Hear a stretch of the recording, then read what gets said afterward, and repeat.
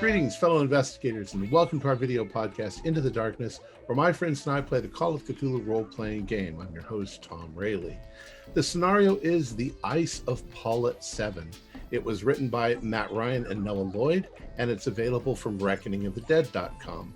I'm the Game Master, and this is a one-shot scenario. So without any further delay, let's begin our journey into the darkness. The year is 2290. In the reaches of space, man has expanded out to the nearest star systems.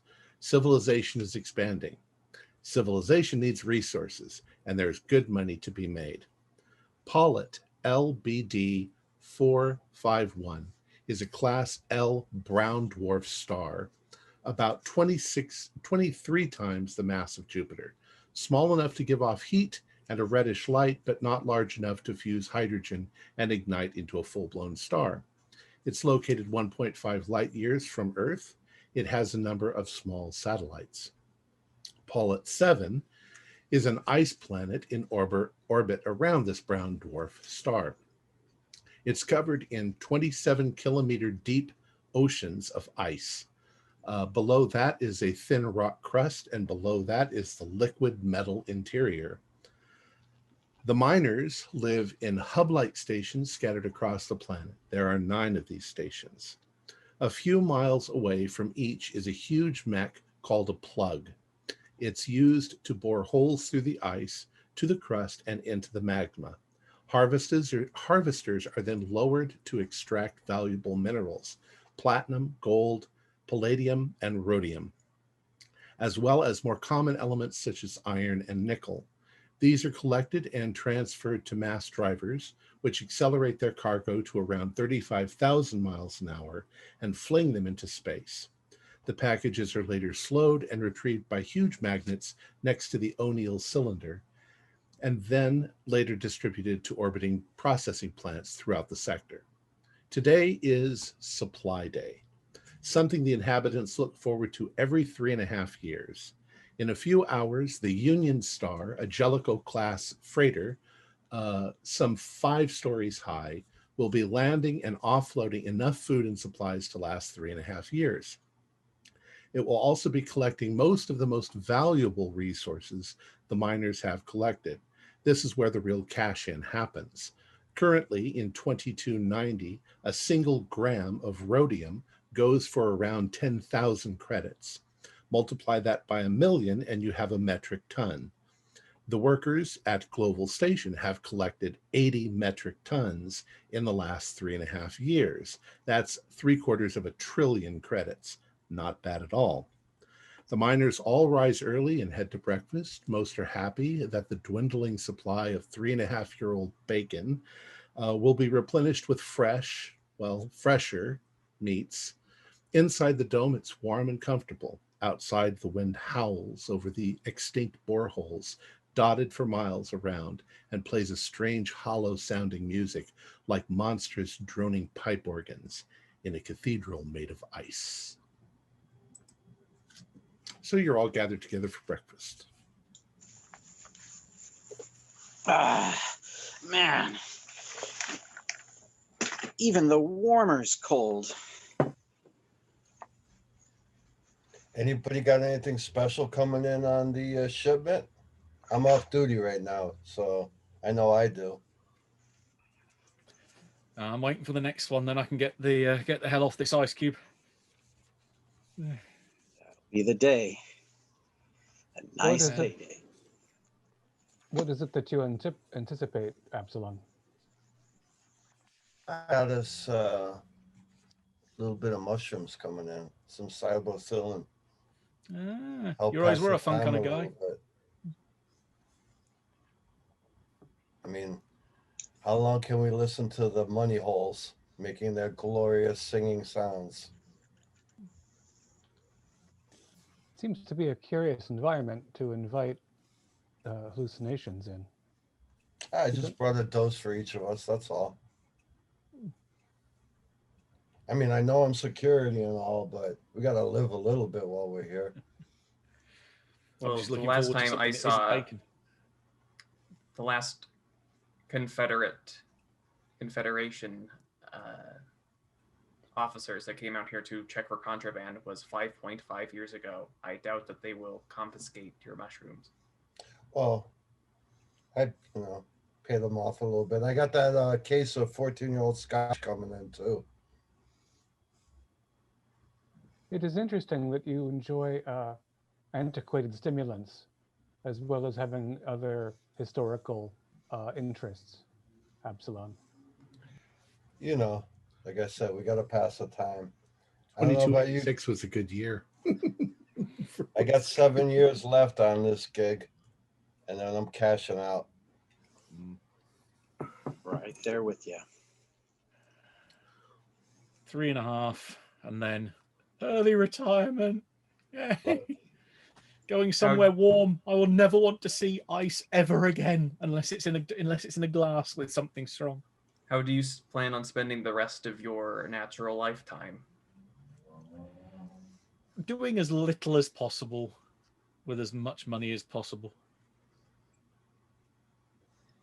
Got my eye on a place on Salvini 7 and 7 little wives there too. Little house on the prairie, huh? It's right on the Pebble Beach with that orange glow from their 2 sons. Hot as hell. Station Chief Hannah Sim crosses the room and she says, Gray, you're going to have to satisfy those little brides of yours. You think you're up to it? Absolutely. At the end of the day, they all want money anyway. Well, if you guys have any communiques that you want to send, any packages and stuff like that, you need to pull them together. Union Star will be here probably in the next 2 hours. I would say they're on that trajectory coming in. I'm going to need everybody to be unloading, unless you have something critical that's going on with the plug or with the driver. Now all the readouts from the rigs came back good. Actually, there's two gaskets that need to be replaced, but that's going to be fine if we take care of that in the next week or so. There's plenty of durability left. I'll pack those up, X, before we head out next. Good. Well, this is one of those good days. We got some stuff coming in. Did I hear you, Grace, saying you have some contraband coming in? Good. Of course, and I got your little, and I wink at her. Discussion. We'll keep that between us. But of course. So there are other people here. You guys are sitting at table. The crews are coming in that were just recently out so that they can have their rest period, and you guys will go back out and check your stuff and then get ready to unload in a couple hours. When I see them coming in, I run over to them and I give them the bioscan and check their ID. And then they complain to me, we go through this every day. And I'm like, goddamn right, we go through this every day. Anyone in or out of this building passes through me before they get in. And I do the retinal scan and everything. Now, the Union Star is a big freighter, and it brings enough food and supplies for you for 3.5 years.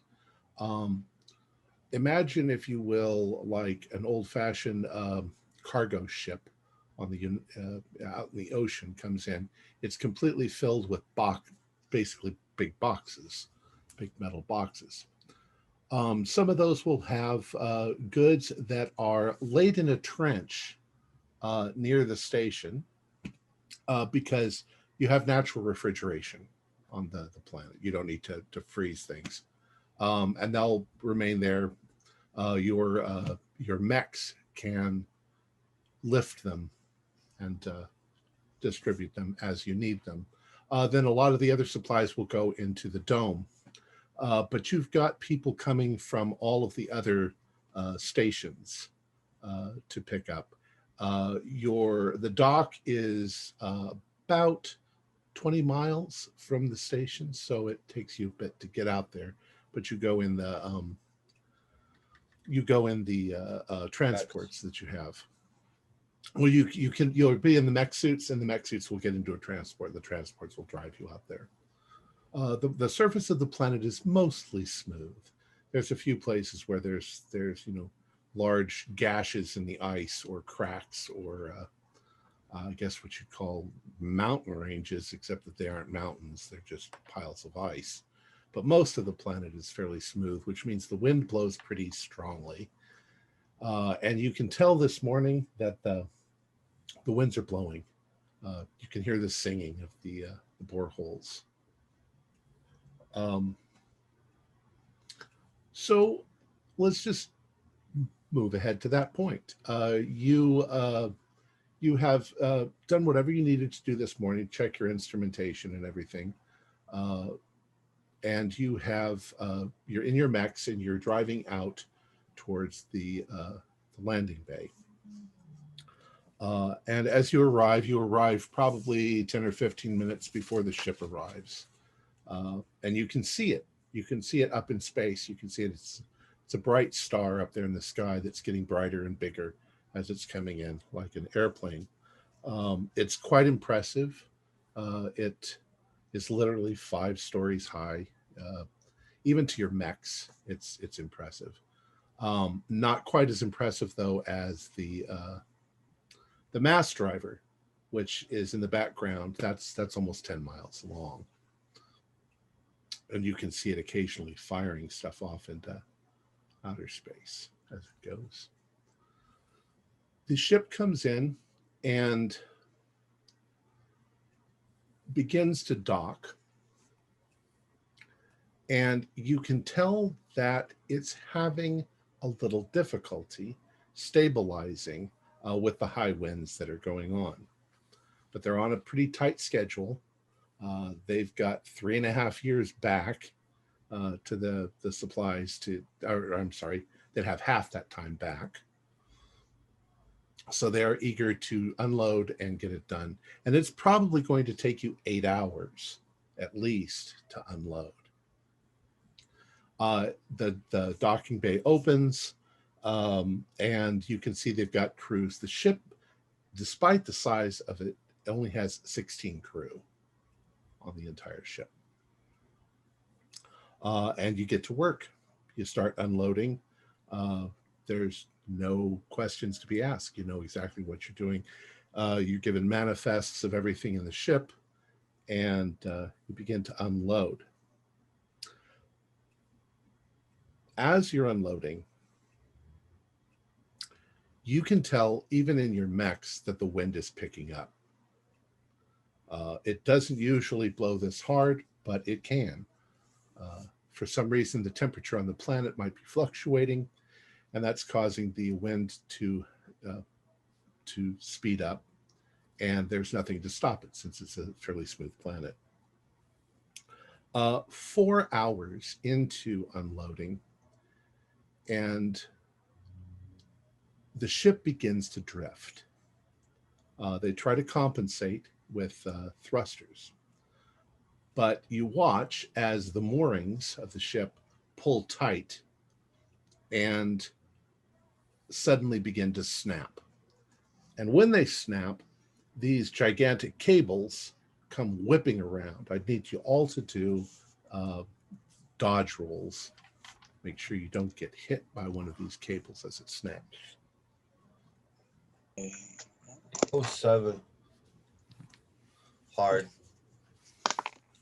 All right. So you manage to jump out of the way before these things whip. I'll cash in 4 points of luck and make that a regular success. I will do the same. And I rolled really bad as very common 96. Like bad. Starts with me to go on. Great. And Am I Spider? cleaved in half? Spider, how did you do? I was lucky. I don't have much dodge, but I rolled a 28. Okay. Ross, your mech is struck by one of these cables as it goes, and you are flung backwards, maybe 150 feet. I would like you to just roll a 1d4 for damage. Right on. Okay. Of course, a 4. Great. Your mech is okay. It might be scraped a little. It hasn't been damaged, but you're not so lucky because you're inside the cab and you get flung around quite badly in the cab. So the others, as the ship starts to drift, there's not really anything you can do about it. The captain of that ship needs to do something. You guys can see Ross has been flung over and his mech is lying on its back on the ground. Cleverton, are you conscious? I'm conscious. I got crushed in the side pretty good, but I'll be okay. I just need help getting this mech back up. It's not responding on the left side. I wonder if you shouldn't dig into the ice instead. What do you think, Epsilon? He needs to get up and on his feet now in case more of those come down. And I start taking off towards him. All right. Leverton, I will submit to you the Sinker Union forms to fill out in event of an injury. Oh, thanks, Dax. I know you always got my back with the forms. The See it now. Reason for injury: impersonating ping pong ball.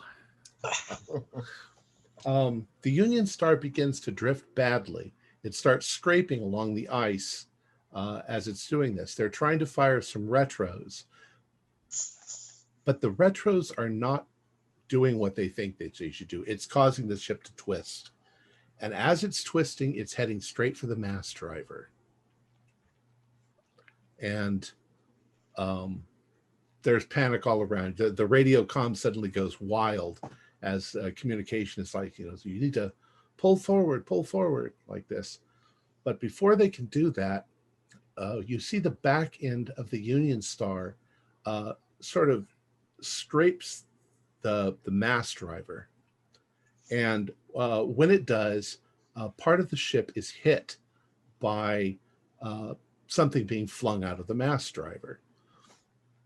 There's an explosion. And now the ship drifts in the other direction much faster and it's heading straight for an old borehole. I am not cleaning that up in the morning. There's panic all around. The ship hits the borehole, and the ship is bigger than the borehole, but it kind of crashes on top of the borehole. Half of the ship is hanging into the borehole. You can see fire, you can see explosions, and a lot of mayday, mayday, mayday coming over the thing. You'll also notice that the mass driver, the part of the impeller that's beginning to rise up is now askewed, and it's not falling, but it is now flinging stuff in completely the wrong direction. That's not good. What do you guys? Commander Sim, we need all hands on deck out here. We have a catastrophe. Also, the mass driver, the initiation has to stop. Nothing else can go out.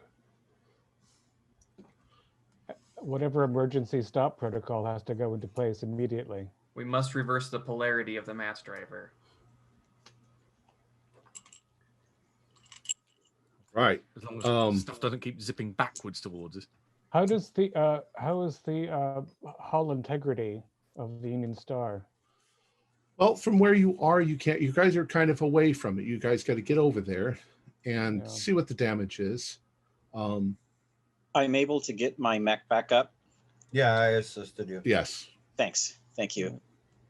I'll approach the flailing ship at a roundabout observational distance. Okay. You can see that it hangs sort of suspended by both ends over this 27 kilometer deep hole. The bottom of the hole you can see is glowing red because down there the crust is extremely thin. It hasn't completely hardened yet, and there's molten metal underneath that. Part of the ship has been torn open, and part of it is, you can see that there's gases venting. So you need to mount some sort of rescue. Where the ship itself is mangled, you guys have the ability to rip open things, but anybody inside is either going to be killed by the atmosphere unless they've managed to get equipment on, and hopefully they haven't been damaged in any other way. I'll rush back to base and try to, if I can put inside the mech, maybe 2-3 life support suits and start moving them towards the ship, and in hopes to. Okay. On internal comms, not to the ship comm, just for our group, I want to contact Spider. Spider, what do you think? We should shut down the transportation device first. We all knew what we were getting into when we came to this planet. If they're dead in there, they're dead. But this is costing us tens of thousands of dollars a second. Credits. Let's shut the machine down, then rescue these chumps. Shut the mass driver down, you mean? Yes. I think it's more important that we shut the mass driver, then go for the casualties. That'll have to happen at its head, and we're closer to the tail. But I called that into Sim. I don't know if there's been any progress on that. Are things still going down the chute? It's been turned off. You can see that it's been turned off, but it's also been damaged. Also, Absalom, do an idea roll. Do a luck roll instead. Luck roll? Better, yeah. 31 out of 68. So I got it. You have only loaded about half of the rhodium onto the ship, and it's now hanging over a pit. That's your most expensive commodity. Trillions of, or three-quarters of a trillion credits. I see. Not to mention the fact that we've only got half of our 3.5 years supplies off the ship, and I don't really want to go on 1/3 rations for the next 3.5 years. Okay, is the captain of the Union Star responsive? You do not get a response from the captain. It was Captain Winnie Shoemaker, but there doesn't seem to be any response. Is anyone on the ship responsive? Yes, there are people in the control rooms that were trying to. They're kind of on the top of the ship, so they're the farthest away, but they're trapped. Now, with the gravity on the planet, if all the mechs united, we couldn't pull this thing a couple inches from the precipice? No, probably not. All right. But you probably couldn't push it in either. It's probably snagged. Like I say, it's bigger than the hole itself, but it's being supported by each end over the hole. And how much? To what extent is this hole a thermal vent? Is there a lot of relatively warm air moving up? Correct. Yeah. Oh, you mean the hole? From the hole? Yeah, to some extent. Wonder There if is we warm could air moving up. get some sort of thermal parachute pretty quick. attached. Yeah, it would be nice to be able to use that air to shift this thing out of danger. It's probable that you'd have to use your mechs to at least clear ways for people to get out. You'd have to get your transports over there and get people to safety, and then start a salvage operation on salvaging what you can. Sinker mechs are adept at dealing with the boreholes. I volunteer to make the first insertion into the distressed ship. I agree, X, but hold on. Absalon Watcher, to any remnants of the crew, do you have life support systems intact? Can you get on the suits? We're gonna breach your hull. You get a staticky voice back. Life support is at 35%. There's hull breaches all over. At least one of the cargo bays has been completely torn open and has dumped its cargo into the pit. Son of a bitch. Not the bacon. Oh, or the rhodium. Although sinkers perhaps will be able to retrieve ore that's dropped, Yes, since we can't the ship it rhodium. anywhere anyway. The rhodium should be able to be retrieved by moving the plug.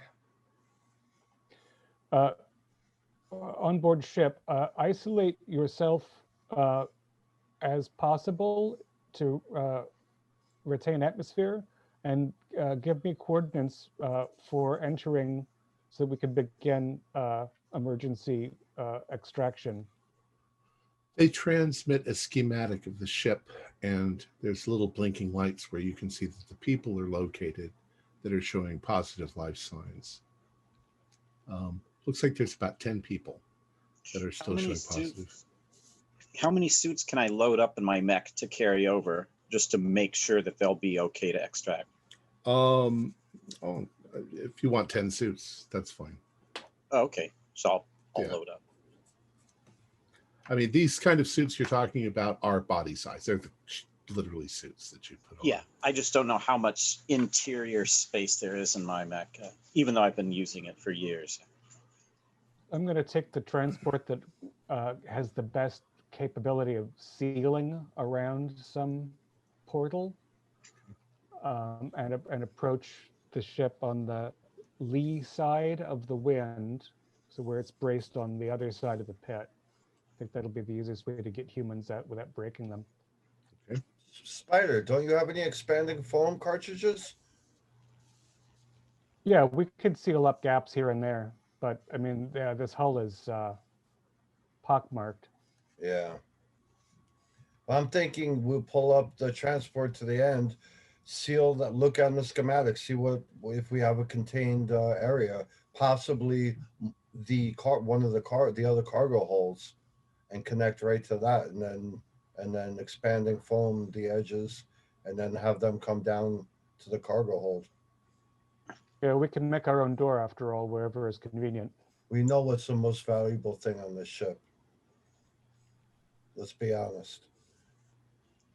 My brothers and I consider each genetic imprint to be great as well. And we can't remove the ore until we have contact, which could be a long time. Yeah, the ore is more valuable, but for survival, the food is paramount. The Especially ore if we is have 10 extra. Yeah. the ore is also recoverable. Should How it much fall that's gonna cost? into the pit, we can What- retrieve it. Whereas the organic DNA, once lost, is lost. Yes, the individuals and their experiences cannot be replaced or retrieved. I'm so So- glad to hear you say that, X. Makes me feel a little safer when we're out on the rig working together. All right. So you guys are going to mount a rescue mission. You're able to at least partly secure the ship so that it doesn't fall any farther in. You're able to move some transports up and use some sort of osmotic seal so that you seal them against the side. You cut your own doors. And then at that point, your choice, you kind of need to go inside to see if you can rescue anybody. There's a risk involved, of course.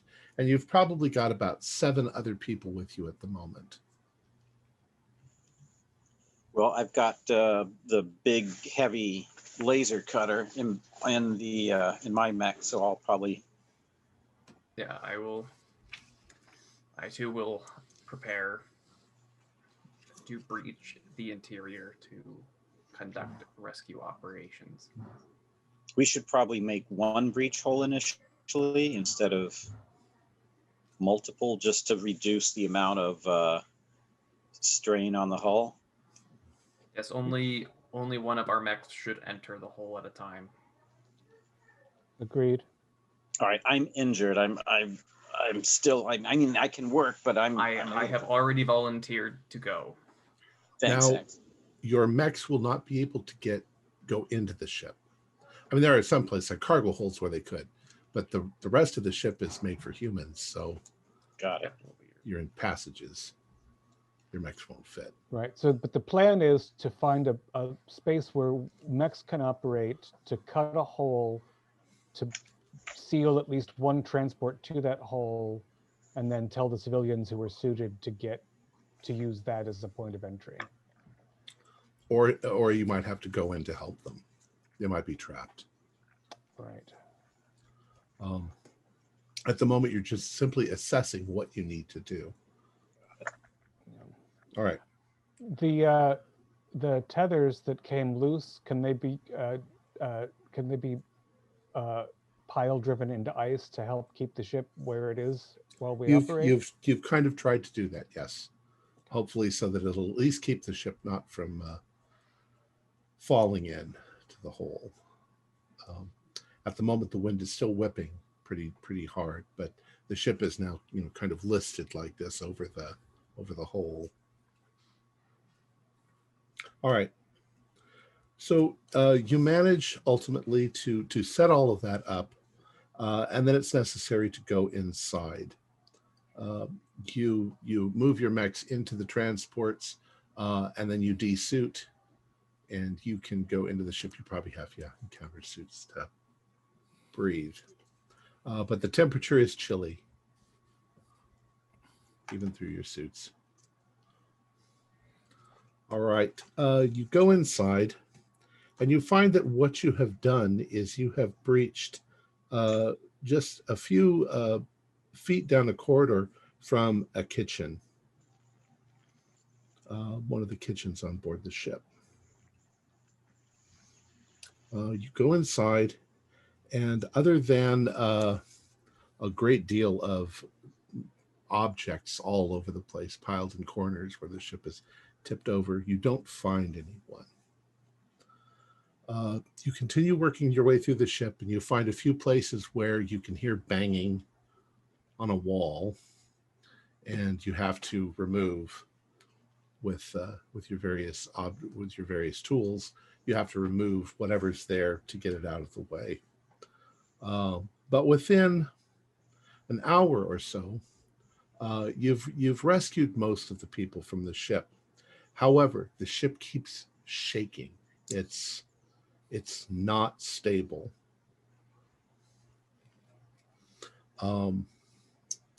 Let's do a luck roll. Let's do a group luck roll. 69 I have. Who's got lowest? I've got a 56. 70. I stand at 60. That sounds like me on 56 then. There you go. Why am I always the lowest? Well, it's not too bad. It's only a 78. Uh-oh.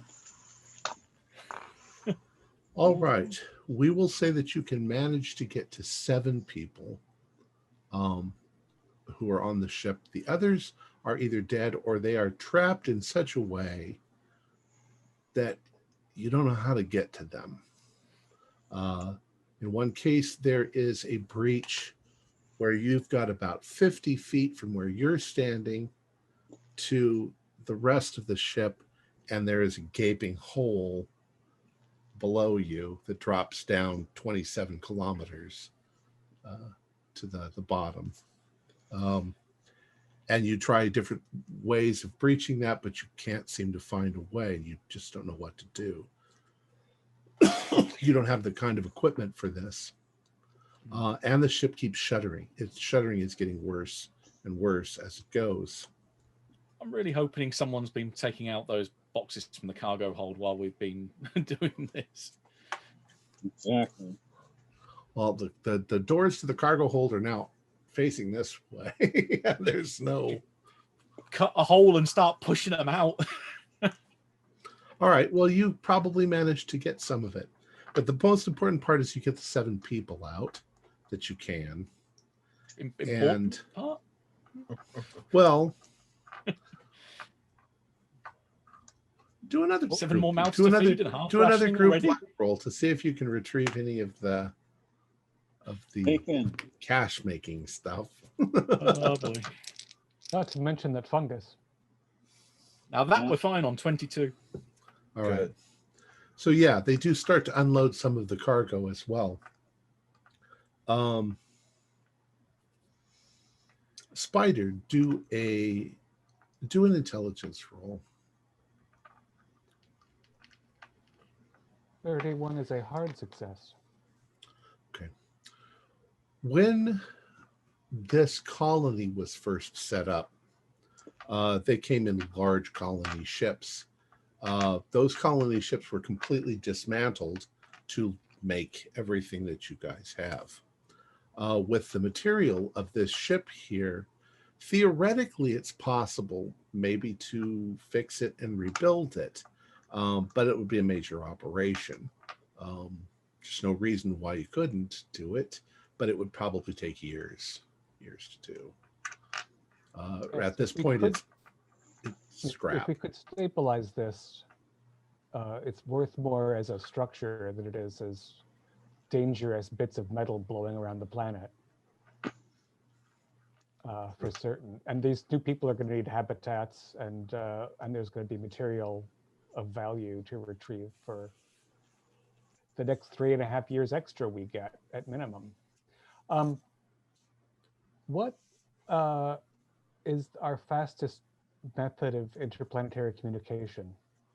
It's still we have just an Ansible? radio. Okay, so they're not even going to know that this went live for a year. Well, I mean, home base won't, but you can tell the O'Neill cylinder, the information will get passed, but yeah, it'll take it a while to get there. Yeah. So it's even more important to retrieve as much of this as we can, because we're not going to be getting any extras. Correct. And this is for all of the stations on this chunk of ice Right. too, not just us. It's very likely that probably within a few hours, representatives from the other stations start to arrive that would have also been helping to unload and move their stuff. So they join you in the effort to save this.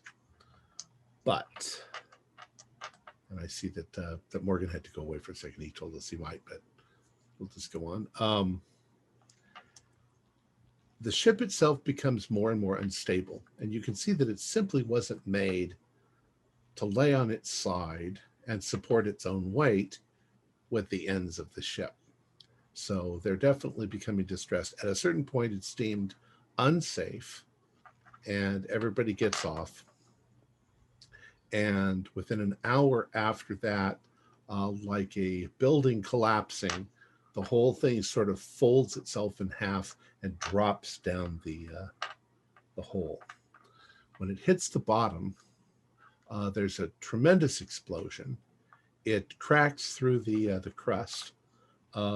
There's almost a volcanic eruption at that point, and lava is flung out.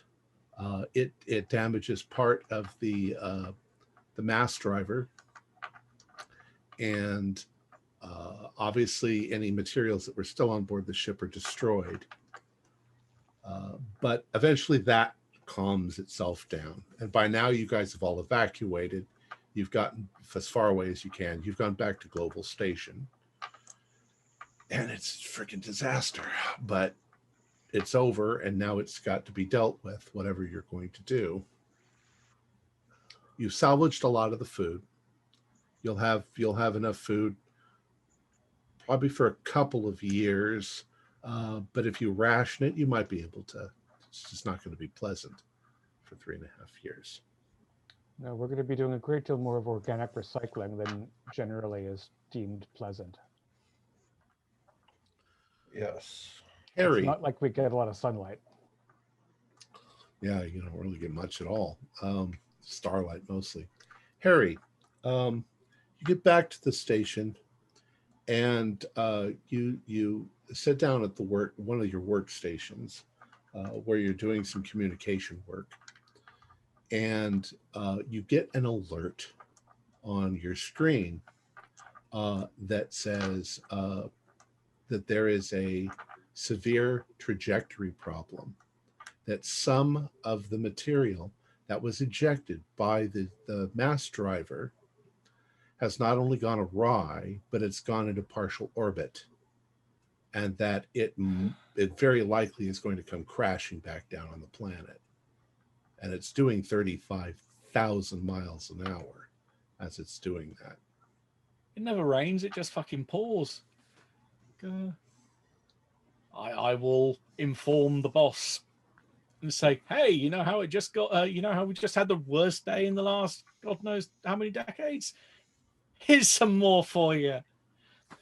We've got basically chunks of iron and steel that are going to come raining down on us. Oh, Jesus. Dear God, Harry, can you calculate where it might impact, or is that too far out for the orbital decay? Problem is it kind of went like that as it fired. Mm-hmm. So it's going to be really hard to tell. Yeah. If I had the precise angle, but given that it went that away when it came off the driver, then yeah, shit knows. Knowing our luck, probably right in the middle of here. Well, the first calculation is how long it might stay in orbit before it comes down. And the second calculation is how many hours you'll know before it hits where it's going to hit. Because we're only occupying a minute percentage of the surface of the planet. Mm-hmm. Although when a giant piece of heavy metal at a great speed hits an enormous volume of ice, that's going to send ice quakes for quite a while. It's going to be one hell of an explosion. A lot of debris will go into the atmosphere as well, so that may change climate conditions significantly. Checking the records on the mass driver, you realize that 4 packages were flung during that disastrous period. O'Neill Station has also been, O'Neill Cylinder has also been alerted because they're the ones who catch the things, and they're not heading for the magnets anymore. They might be heading directly for O'Neill Station, and there's 500,000 people that live there. Jeez. Again, from bad to worse.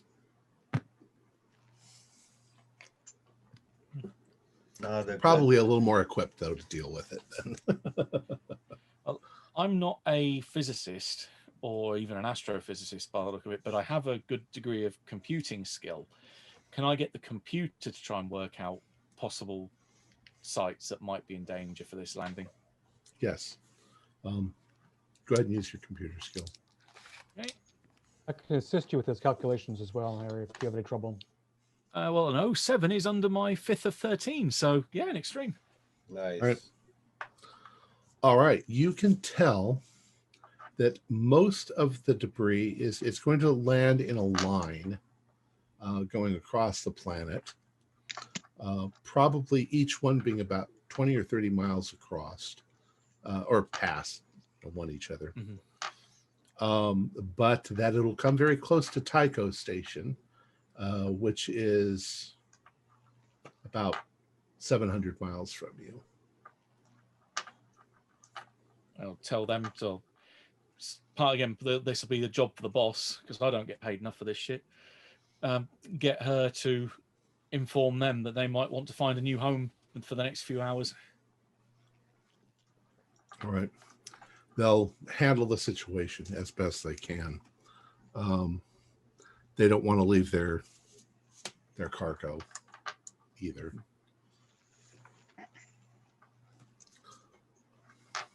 How's the debriefing going between the escapees from the Union Star? Well, they're all upset. Some of them have lost loved ones, but at the same time, they have no way of getting home, and you've got more people now and less resources. So they're going to have to find a way, just practically, they're going to have to find some way to earn their keep, and possibly be repurposed, on the ship on the planet. Should have called that ship the Donner Pass.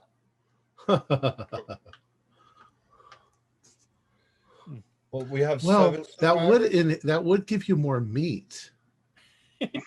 We can have a party. 7 survivors.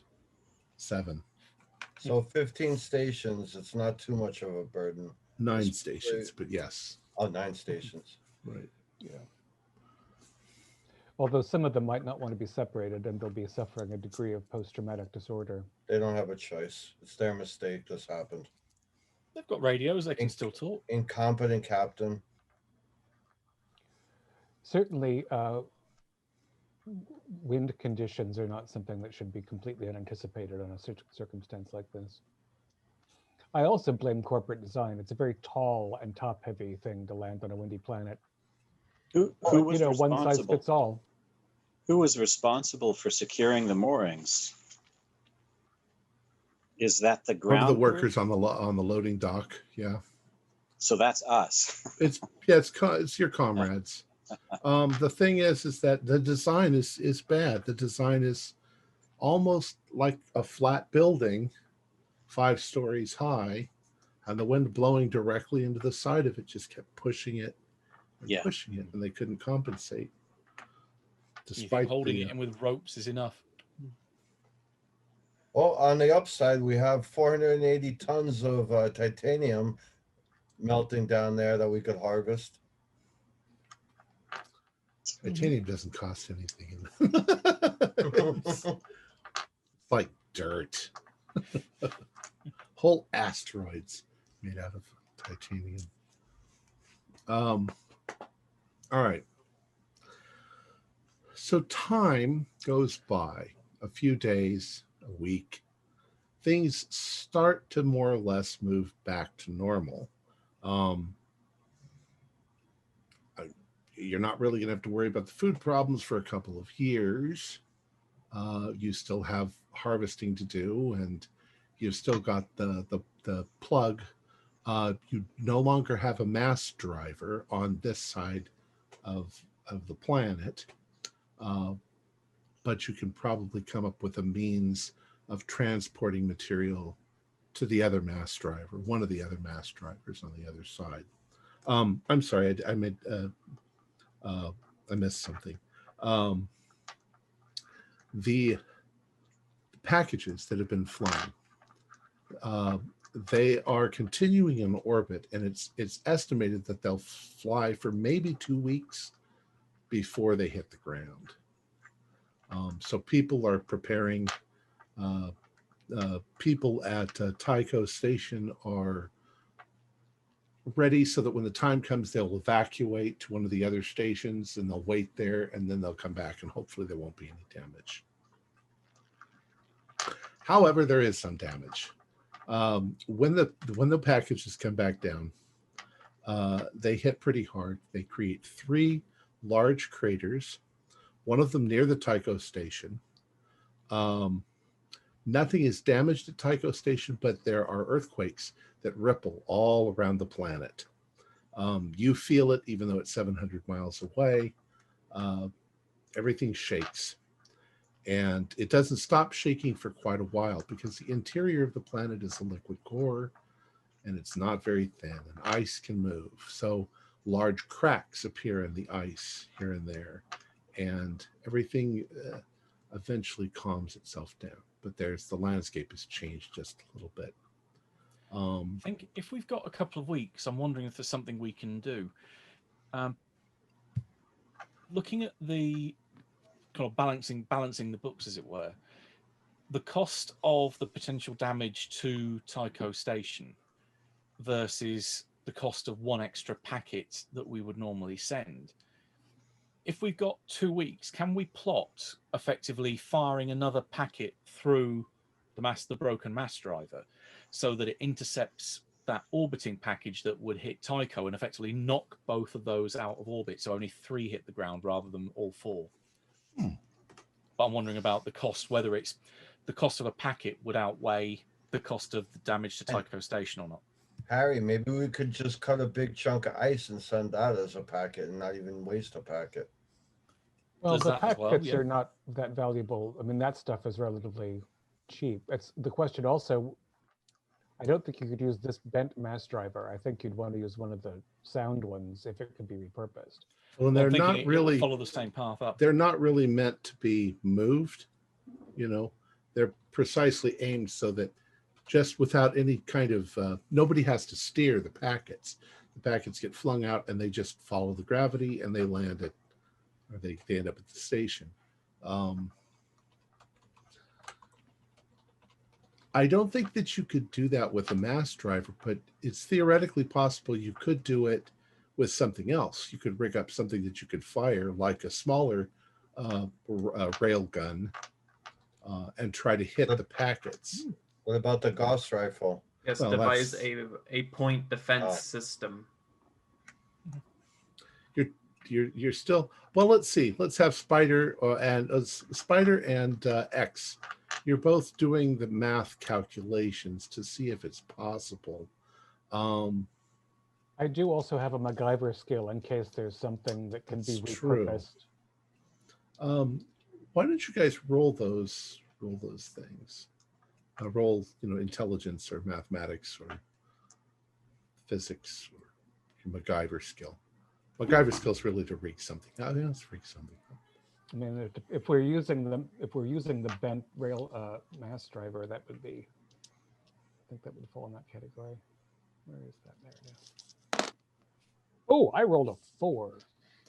Nice. So I that's had an to- extreme even for my MacGyver.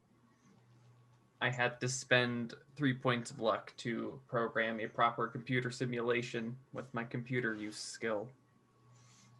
All right.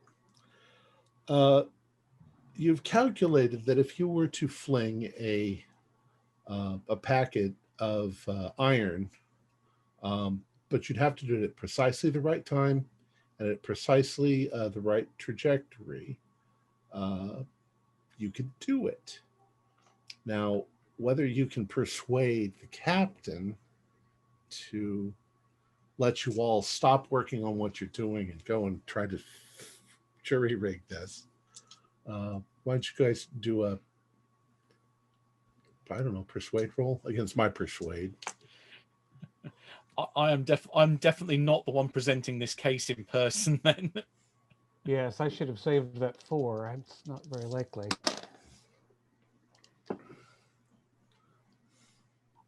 I'm not willing to spend 17 luck for Tycho Station. Forgive me. I won't tell them.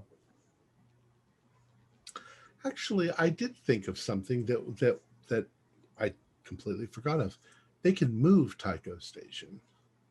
Oh, Yeah. I've got 2 weeks to move it. Move it. Yeah, Tycho Station can be moved. It does not move. None of your stationary stuff moves very fast. About a mile and a half. About a half a mile an hour. But still, over 2 weeks, they can move it quite a ways. They can't move the mass driver. Mass driver's there. How many mass drivers are still operational? There are 3 others on the planet. All of them more or less equidistant. So you'd have to drive to get to one.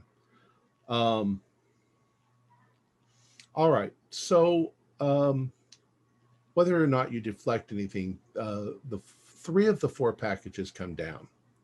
The 4th one gets sort of accelerated by the planet and gets thrown off.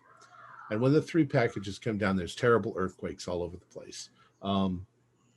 There's probably some volcanic activity right where they hit because they crack right through the ice and into the mantle underneath. But within a couple of days, the shaking of the ground has died down and everything more or less goes back to normal.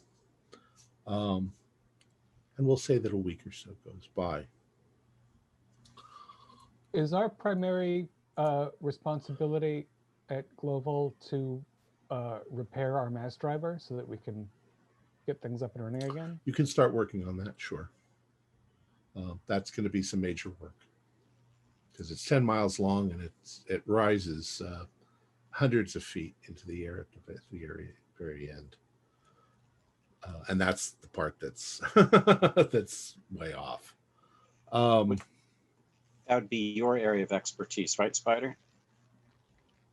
Yeah, if you need any assistance, since what X and I do are sort of on pause right now, just let me know and I'll help. Yeah, I'm sure multiple mechs are going to be required simultaneously. It's also, you guys, I assume, will be doing a lot of analysis with regard to the hole that got unplugged and the ship that went into it. Absalom. Yes. You're in your office. You're monitoring channels. You're listening to, if anybody needs anything, if there's any trouble going on. You get a communication, and it's a bit garbled. It's possible that the recent earthquake problem may have misaligned a few communication dishes.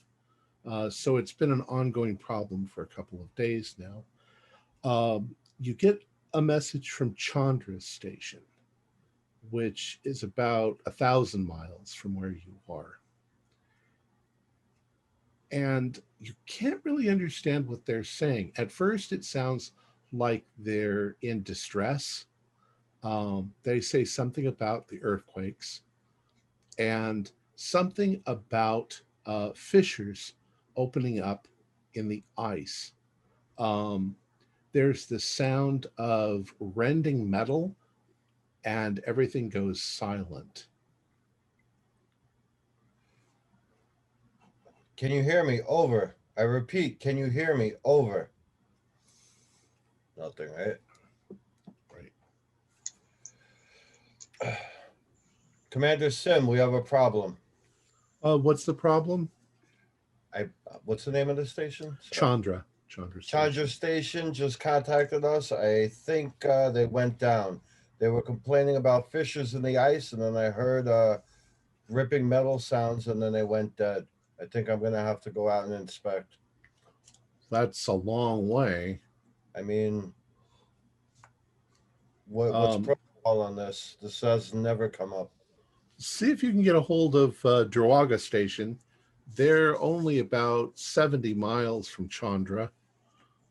See if they can send somebody out there. Copy that, Cap. And then I disconnect and get on with the other station. Okay. Once again, it's staticky. This is Station Chief Maggie Smith. Maggie Tate. What can I do for you, Absalom? Have you been experiencing any tremors? Your Yes. sister. Yeah, Yes. we're still experiencing tremors. They seem to not have subsided. How about you? Having radio communicate issues, but your sister station 70 miles away just went down. They called with distress. We're going to need you to send someone to check it out. It's a little bit far for me to head out there. All right. Check your communications officer, your watcher, see if they had any word. I've been having trouble. Am I coming in clear? Because we're having trouble with communicate. No, it's a bit garbled. Yeah, That it's probably the communications array has been damaged by the earthquakes. well, we're gonna need eyes on that station and a report for Hannah. Commander Sim. Oh, did you feel that? No. Well, Hey, based on the ground compression, you should feel something in the next 2 minutes. hey, have everybody get in their mechs. Just safety protocol. Do it. Don't. All right. We'll get back with you. And they hang up. Maybe 2 minutes after they say that, you feel the ground lurch slightly underneath, like you're a long way away from the center of an earthquake. Well, prior to that 2 minutes, I want to hit a yellow alert and go over all station comms. Brace for impact. We have a tremor coming. We might have Absalon? No, what's the other station? I'm sorry. Druaga. That's what you Draga were just Station talking might have gone down. Chandra Yellow Station was the one. Tonga Station's down. Yellow alert. Brace for impact. Ignition station lockdown. Okay. Nothing happens at your place except, like I say, just a slight shifting, like an earthquake a long, long way away. Is the ice pack that we are situated on secure? Have there been any It's disruption in always lower been layers? stable in the past. Okay, despite tremors. Right. Well, you've never had tremors. Well, that's why I wanted to check the. Oh, you want to check? Go ahead and do the integrity of the ice. Computer analysis. or an intelligence roll. Or I have metallurgy. I don't know if that would be. I think most of you had metallurgy. Metallurgy and geology. Just getting through the ice is my job. A 12, that is an extreme success on intelligence. Okay. It's possible. I mean, the planet's always been pretty stable, but it's possible that the impacts may have caused cracks in the ice, and the ice might shift. You didn't think that's possible, but it's a small planet, so maybe it is. The destabilization events caused by the debris from orbit and from our continual mining may have destabilized the ice sheets. They may shift.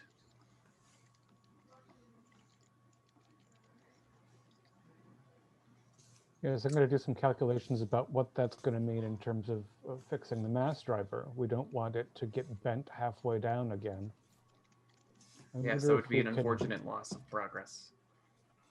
Attention all hands. I'm going to keep us on yellow alert for the next few hours. You know the drill that requires sign in to me every hour on the hour just to make sure we're all safe. Signing out. Absalom, no sooner than you do that, then the vid screen comes up, and you see Draga Station, who you were just talking to, Maggie Tate, and there are explosions going off in the background, and you see her in her mech, and she's trying to talk to you, and she says, global station, do you copy? I copy. Go. We are under attack by something, and you can see in the background that that the ground is heaving up in places. I hit the red alert button while we're talking. I just reach over and hit it. Continue. What is this telling you? We aren't sure. It seems to be under the ice cap, or under the ice level. And just as everything sort of goes, and I hit video to all video stations. Okay. So what everybody sees is this. You see her, it looks like she may have been injured by something. You see Draga Station in the background, and you see explosions coming, and then it's almost as if the entire station sort of heaves up in the air on one side, and something comes up underneath it that at first you think looks like lava, like a magma explosion welling up underneath the station. And then you realize that it's not lava. It's something the same color and glowing like lava, but it looks almost like a gigantic worm that's risen up. And you can see this enormous mouth opening on it as it's coming down, and it's scooping up huge pieces of the station, and it's eating them. And then everything goes static. Evacuate to that, Right. Get out of there, Tate. Why did you have to share that? Why? Emergency protocols. Everyone. And to meet up in the mech room. All right. So you all come together in the back room. Should we ascertain our emotional stability? Yeah, you can do sanity rolls for Yeah. that. I always forget sanity rolls. No. Just barely past that. I don't just- believe that at 94 I'm feeling entirely well. I join you at that 95. Oh, geez. Only 88, but still way past my sand. With the 59, my emotional state is satisfactory. I would say that you only lose 1 point if you pass, and you can do a 1d4 if you don't, because it's pretty horrific.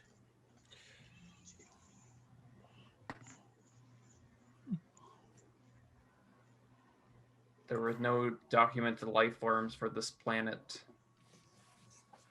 Nor do What's the it got to live parameters on? of what we seem to have witnessed match anything that I have read about.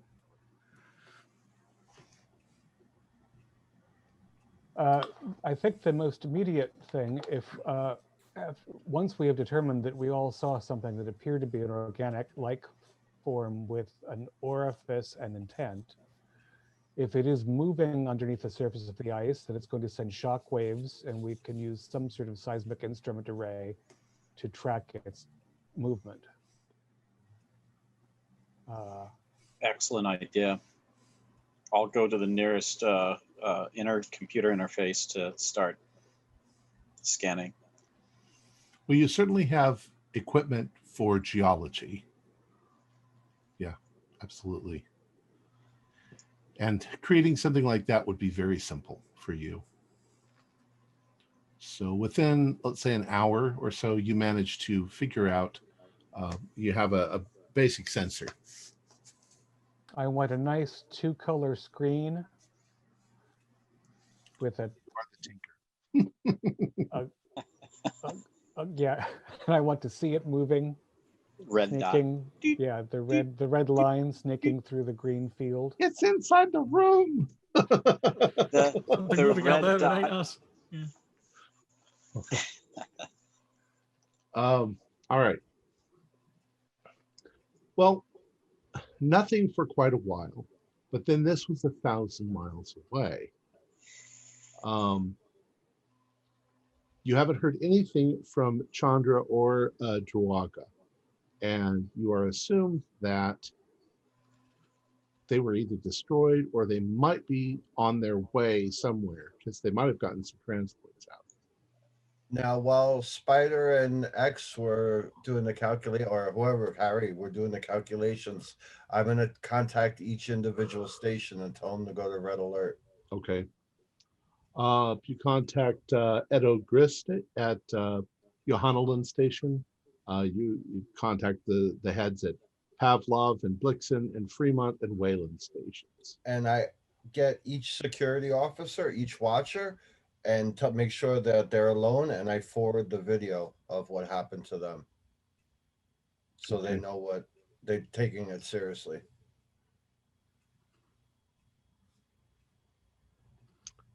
I was momentarily mesmerized by Spider. All right. And we need to be able to, we have a complete schematic for the station that was destroyed and the video of a parent mouth. So we can also get an idea of the scale of this thing. All right. How big a fireworm are we talking about? Based on your calculations, about 600 feet long. Now, I want to run through any database I can get from the system and see if this matches up anything in known existence. Okay. Do a library roll. Ooh, wouldn't be computer use? Absalon has shown an interest in things of ancient Earth history. Certainly there are legends of fireworms that go back for thousands of years. Well, I got 33. I only have a 20 on library use, but I have a 45 computer use. So, Well, everybody knows how to use a computer. That doesn't necessarily mean you find the information you need. That's library. So other than old Viking tales, I don't find anything useful. Right. I mean, you're probably well aware of fictional things, sandworms and so forth, but nothing like this. Dune. I'll have to watch that. Does any of the footage that survived the attack, can we get infrared versions of that? Sure. I'd like to know whether this thing is running hot and melting its way through the ice, because I don't imagine we'll be able to hurt it with heat if it is already itself. Were the images indicating like a lot of steam? Because if they are super hot and they're crashing through a snowy, icy plateau, there would be tons of steam, I'm guessing. Both of those things are kind of obvious once you're looking at the footage. Yes, the thing is very hot, molten, in fact.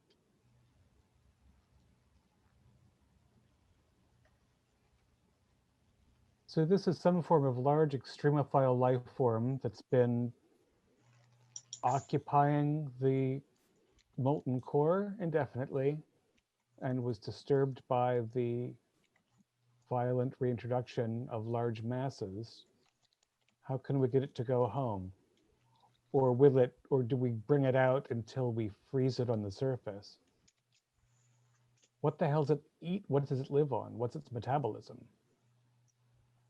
Well, Spider, that core we drilled a few weeks ago still didn't even, it's still molten down there. So I don't know how good cooling it off would do. I mean, it makes it's perfect sense, but if the core is still molten in the hole after a couple of weeks, I don't know. That's at many kilometers down from the surface, though. If we held this thing in the wind, but I don't know what's going to hold it. It's enormous. Do we have tanks of like liquid nitrogen? Something like that? Any chemical that would be similar to that? I don't know. Let's do a luck roll. That's something that might be used in some forms of metallurgy. All right, here we go. 70 luck, and I rolled a 22, so that's a hard one. Yeah, I'll say, but you don't have a lot. I mean, it's perhaps used in some extraction to get certain things out of the minerals using nitric acid or something like that. But could I get to work, say maybe creating 2 canister shooters for 2 of the mechs to have like each one have like a 50-gallon drum attached to it? Sure. A big fire extinguisher. Yeah. I'll get to work on that right away, guys, if I have clearance to. Good call. How about the rest of you?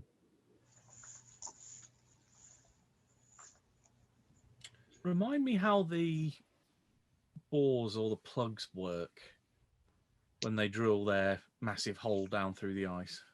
Okay. A scout team would go out and survey a new location. Then the previous borehole would be decommissioned. The harvesters would rise up into the plug. The plug would then walk itself across the surface at half a mile an hour. It would position itself in the new place. They would melt through the ice down to the crust, and then they would bore through the crust into the magma, lower the harvesters, and then basically they're skimming the surface of the magma and then separating it all into various metals and stuff. It just depends on where you are, what you're going to get. So they melt that hole going straight down. Right. I was thinking of potentially you've got what the viability was of using that as a weapon in case, almost lure it to a particular place by stamping around a lot on the ground or making some other kind of noise that it would be attracted by, and then basically melting through it. But if it's already existing in the temperatures inside the mantle, then that's not going to work. What about the mooring cables and clamps?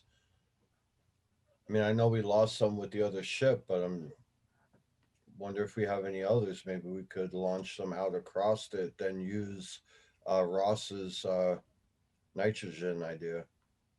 Again, something 600 feet long.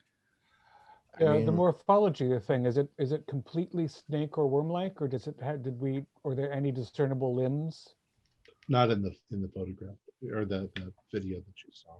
I mean, it's easy enough. I'm sure we have the engineering capability to make as much cable as we want. We have ore and we have, machines. But I don't know how we grab something that's very hot and doesn't have knobby bits to hold on to, except with cold. Maybe we can make some kind of harpoon, a railgun harpoon system. Using the mass something driver. that if we can embed something into it that similar to the old style of whale hunting, something that has a cable attached to it and a heavy weight to slow it down from retreating so we can finish it off. It can be a barbed implement as well, Yes, and if and- it's kept chilled at surface temperature, then it might seize the creature's flesh. and I like Harry's idea. Have the cable attached to a packet, and as soon as it's stuck into the creature, launch it through the packet device. Yeah, either we punch a giant hole through the thing, or if we get even luckier, drag it into orbit. But didn't the footage show many of these, not just one? One. Oh, one. Oh, okay. Yeah. Although biological studies would tell us that there are probably more if there are one. There is Correct. one. Ross, have you been having other difficulties numerically? Oh, Have you been seeing two of things? just a little bit. It's probably that hit I took a couple weeks ago when the mech fell over. Indeed. How are the diagnostics on your mech? Is it entirely repaired? I believe so. Yeah, it looks good now. I'll double check that. The seismic activity, has it set up new ridges on the surface that are reasonably stable now with cold? Yes. So we could anchor our harpoons to these new ridges, perhaps, given that our railgun isn't yet repaired. Well, it still launches. It just launches at a wrong trajectory. Isn't that correct? So if we anchor the harpoons to a packet and then launch the packet, it might just pull it out of orbit, like Harry was saying earlier. Well, some of Launch a the few- packets return to the surface violently. Then even if it's 600 feet long, if it hits the ground at terminal velocity, that would probably kill it. The only problem is if it was this seismic activity from the debris that caused this thing to awaken in the first place, further impacts onto the surface could awaken more of these things, increasing the problem. I would not recommend disturbing the nest, as X suggests. Either way, we're not getting off this planet, so we need to deal with this. Mhm. Remember that. If we fire a series of harpoons at the thing, each harpoon is then connected via a length of cable or whatever we can salvage from our stocks to packets on the driver. We launch a series of packets in rapid succession. They themselves will then hopefully pull the thing out of the ground and then shoot it off into orbit. It's not going to be going at a perfect angle. That thing is going to be spinning wildly out of control. It might not even reach orbit. It might just go out into space. Yeah. And Well, that's- I will do some tests on the stability of the mass driver and see whether I think it's viable to send any packets along it, because we don't want to damage it further or send something careening off at another unanticipatable angle. While they're doing the research, I'm going to go to the docking bay and I'm going to prep all of the mech suits so they're in an on position and opened up and crouching. So all we have to do is run and literally jump in. We don't have to start them up. We don't have to. And I'll start fitting whatever two mechs with the big 50-gallon liquid nitrogen projector units. Okay. Whatever, whoever wants the two, or actually, Absalon with one of the Watchers. Would you like one rigged up for yours? Well, I have a heavy duty Gauss rifle attached to my mech, so I'd rather we all have something that can hopefully affect it. I mean, who knows? Well, if it's that hot, getting close to it is not going to be recommended. Your mechs will protect you from the outside environment, whether it's hot or cold. They're used all over the empire. Oh, it's an empire now, no longer a why not? confederacy. Not a union or confederacy. Or a union. They got upgraded in the last few years. Ever since the wise and benevolent leader has taken over and fixed Oh. things. Every That must 3.5 have happened in years the last had a different name. 7 years. actually. The Federated Alliance, the Defiant Union, the Benevolent Empire. Every 3.5 years, the label's totally different. They spent a lot of money on packaging. Propaganda. So, right, Nobody we in the don't- future is stupid. They eliminated all the stupid people back in the No, it's 2020s. it's the geniocracy this time.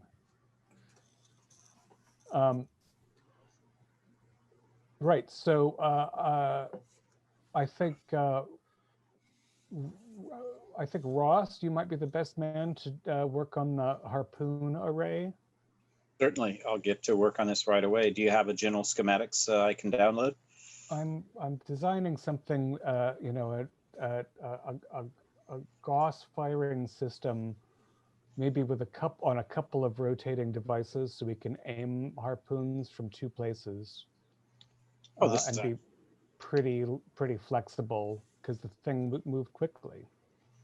This is similar to the UBT-7 drilling rig almost. So yeah, I think I'll be able to whip this up. Thank you. When you can, let me know. I'll download it. Okay. Sending coordinates.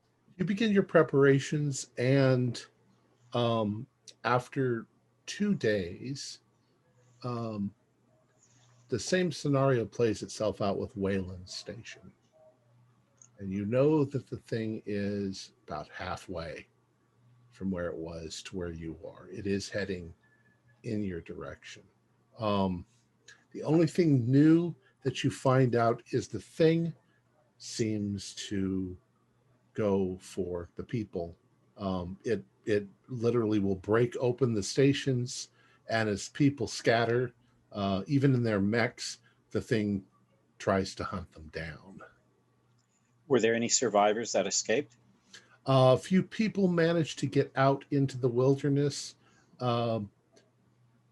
but their mechs were damaged and they weren't heard from again. So you don't know. They might be out there hiding. Mechs can't function for more than 32 hours before they need to be recharged.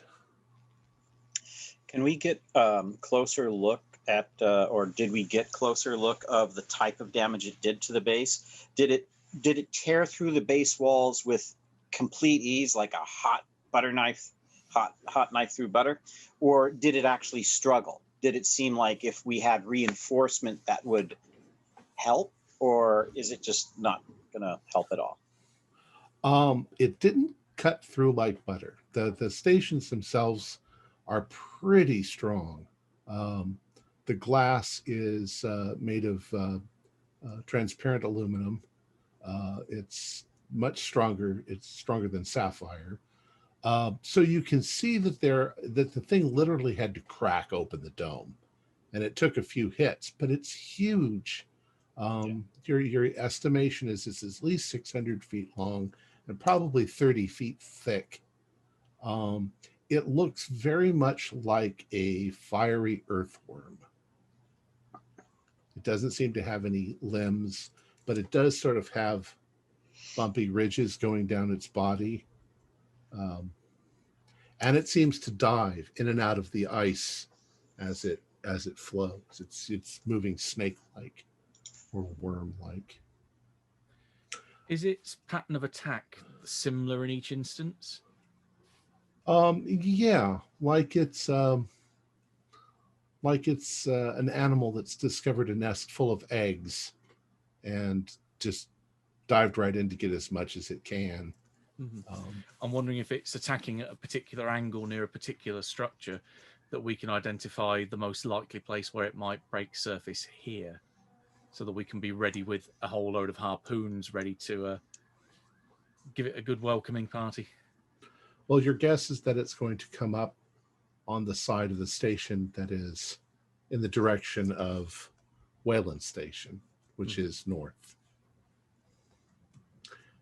Can I take a 2-minute break? Go use restroom. Yeah. Right. 2 minutes later. You guys were coming up with plans on how to deal with this thing. Now, as we are developing our little notions, I assume we're transmitting schematics for our worm radar and whatnot to the other bases. I would love it if the bases between Wayland and us got to test some of these technologies so we can tweak them before the worm gets here. Okay. Do a luck roll for that. Let's see.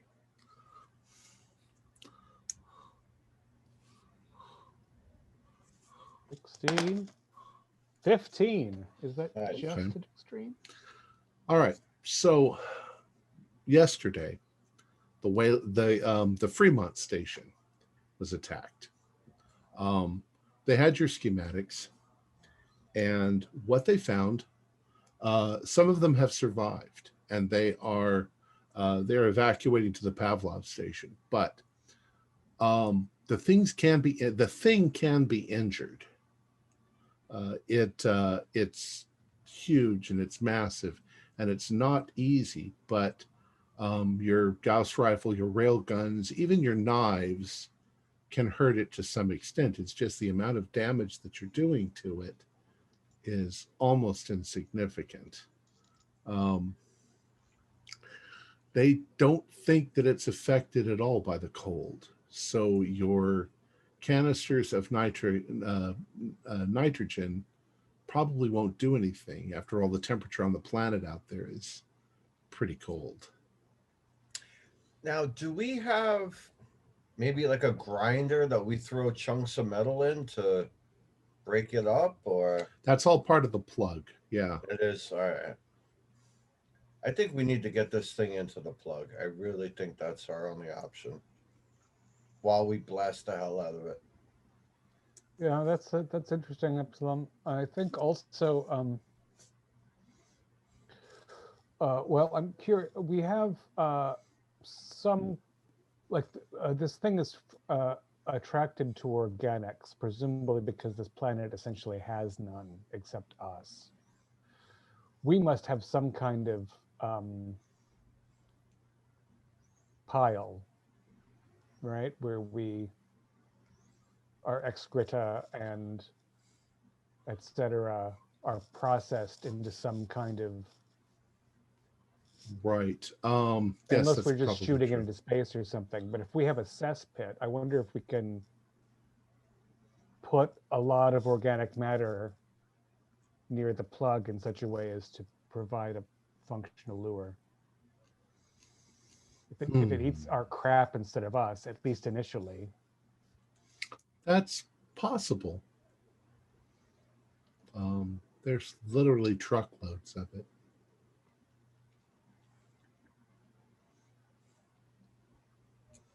We'll say this would make sense. Let's say there's, the old dig a latrine. There's literally a big pit outside the domes that when you move, you've landed, the pit gets dug right here. And then when you move again, the pit gets dug right here. And you just leave it. It just freezes. So it's frozen.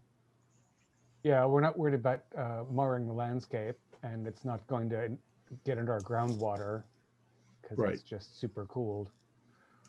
All right, let's get an earth mover and make a giant pile of combine. I mean, I'm sure also we have some kind of greenhouses and they have detritus and so on.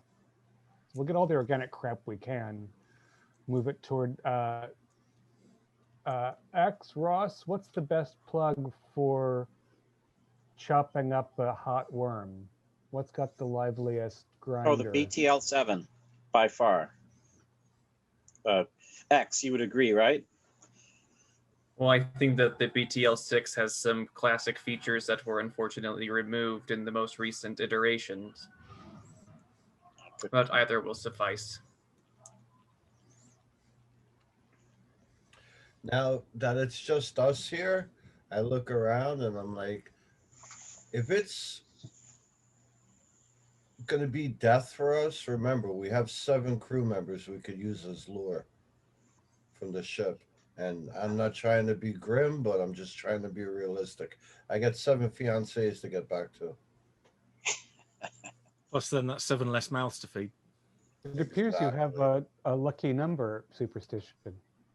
Well, the thing is with the Tyrannians, I didn't know this at the time, they kind of dumped them on me, but when you propose to one, every sister in the group goes along with the package.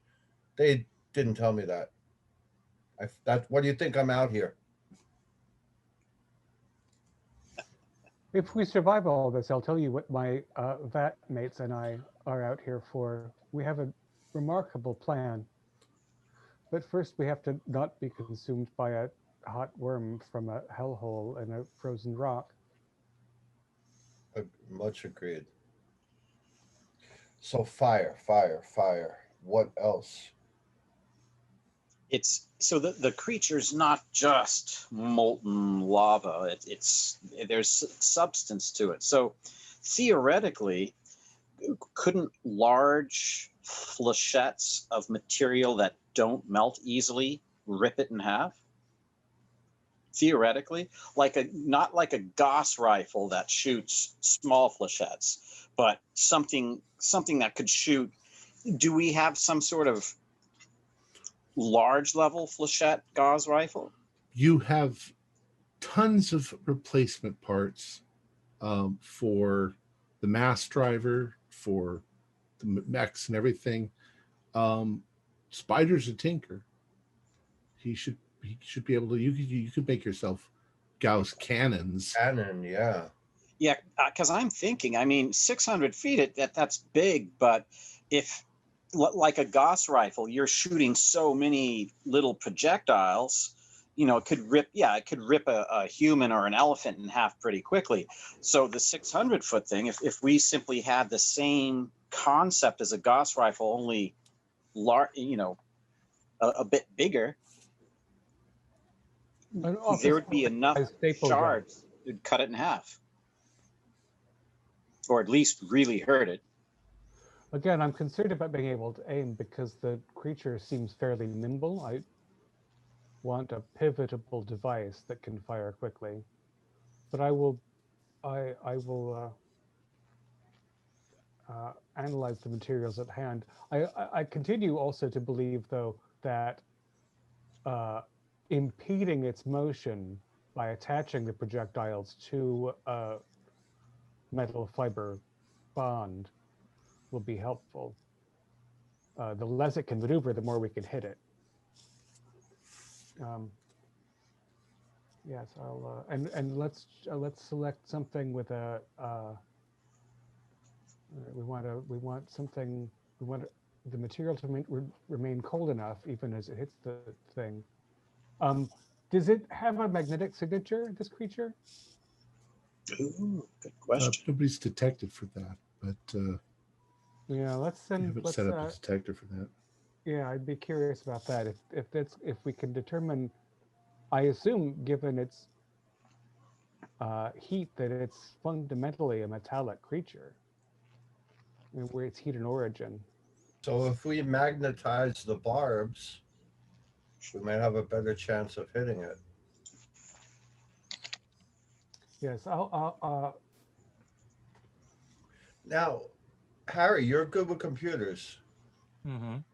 Is there any way that you could retrieve data from any of the other stations, or at least extrapolate from the videos its movement, and maybe we can set up traps that are 40 meters equidistant, like whatever its trajectory is each time? That's kind of what I was thinking of, trying to work out where it would surface as well. I will plug stuff into the computer and see what I can. I have specialization with explosives. So, what explosive devices do we have on board, Tom, at the station? Nothing really, but you do have materials, so you'd have to be able. You could improvise. You probably have ammonia. You probably have, things like Thinking that. as well along those lines of when you're saying about it, whether it has a magnetic field. If it is, and if it's obviously it depends on what kind of polarization it is. Maybe we turn the mass driver on, but not setting it to fire something, but just use it as one gigantic magnet to hold the thing in place while we then literally shoot the shit out of it. Good idea if it works. Yes, if we do determine it is it carries an appropriate magnetic field, that could be a great impediment to its activity. It is possible. Well, I'm going to give that. I'm not going to give it to you. Spider, do a what roll would be appropriate? Intelligence roll. I'll give you that. I have a normal success. I can spend 5 to have a hard success. I think you're okay. The mass driver is made up of these very large magnetic coils. But with your mechs, you can remove the coils. They're meant to be removed and new ones put in.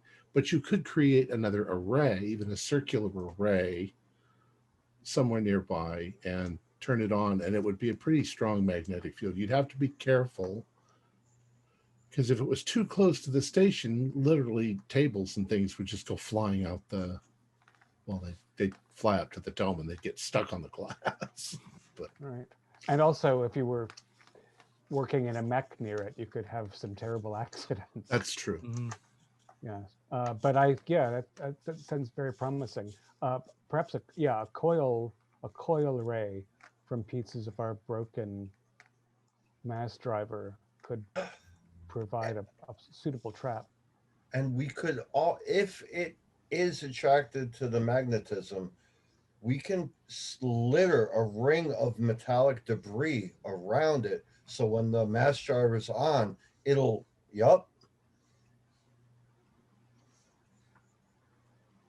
10,000 spears flying at it at once.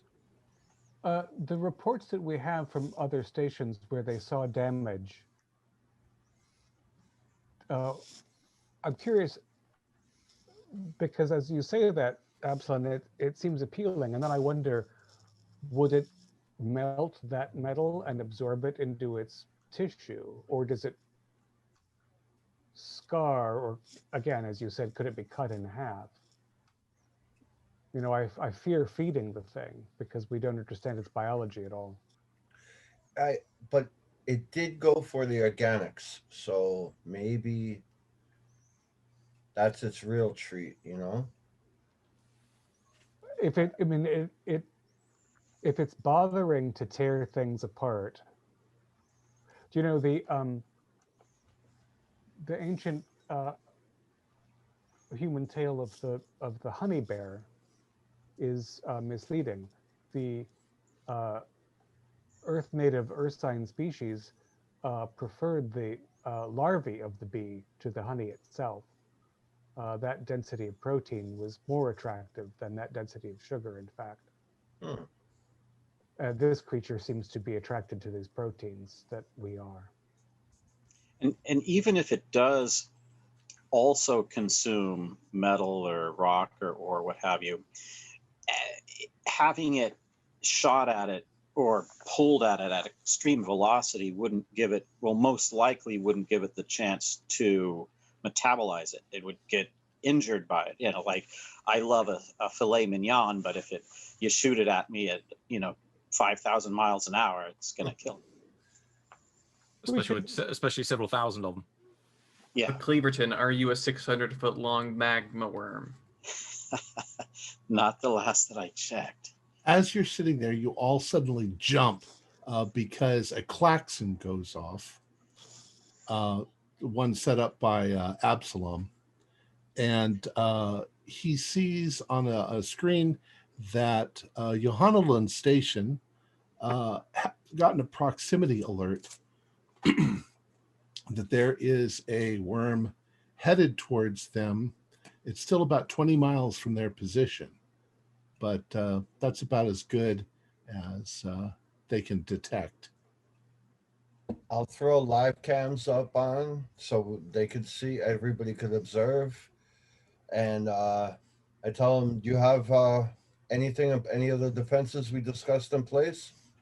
Yeah, they're going to try everything that they had before. Of course, they don't have the mass drivers or anything like that, Right. but they have Gauss rifles and laser cutters and things like that.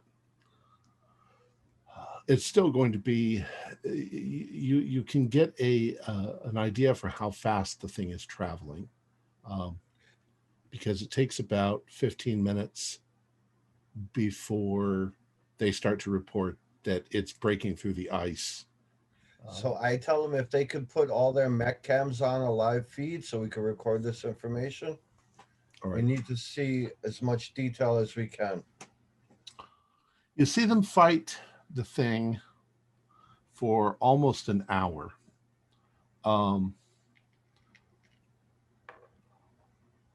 Of course, the thing itself does most of the damage.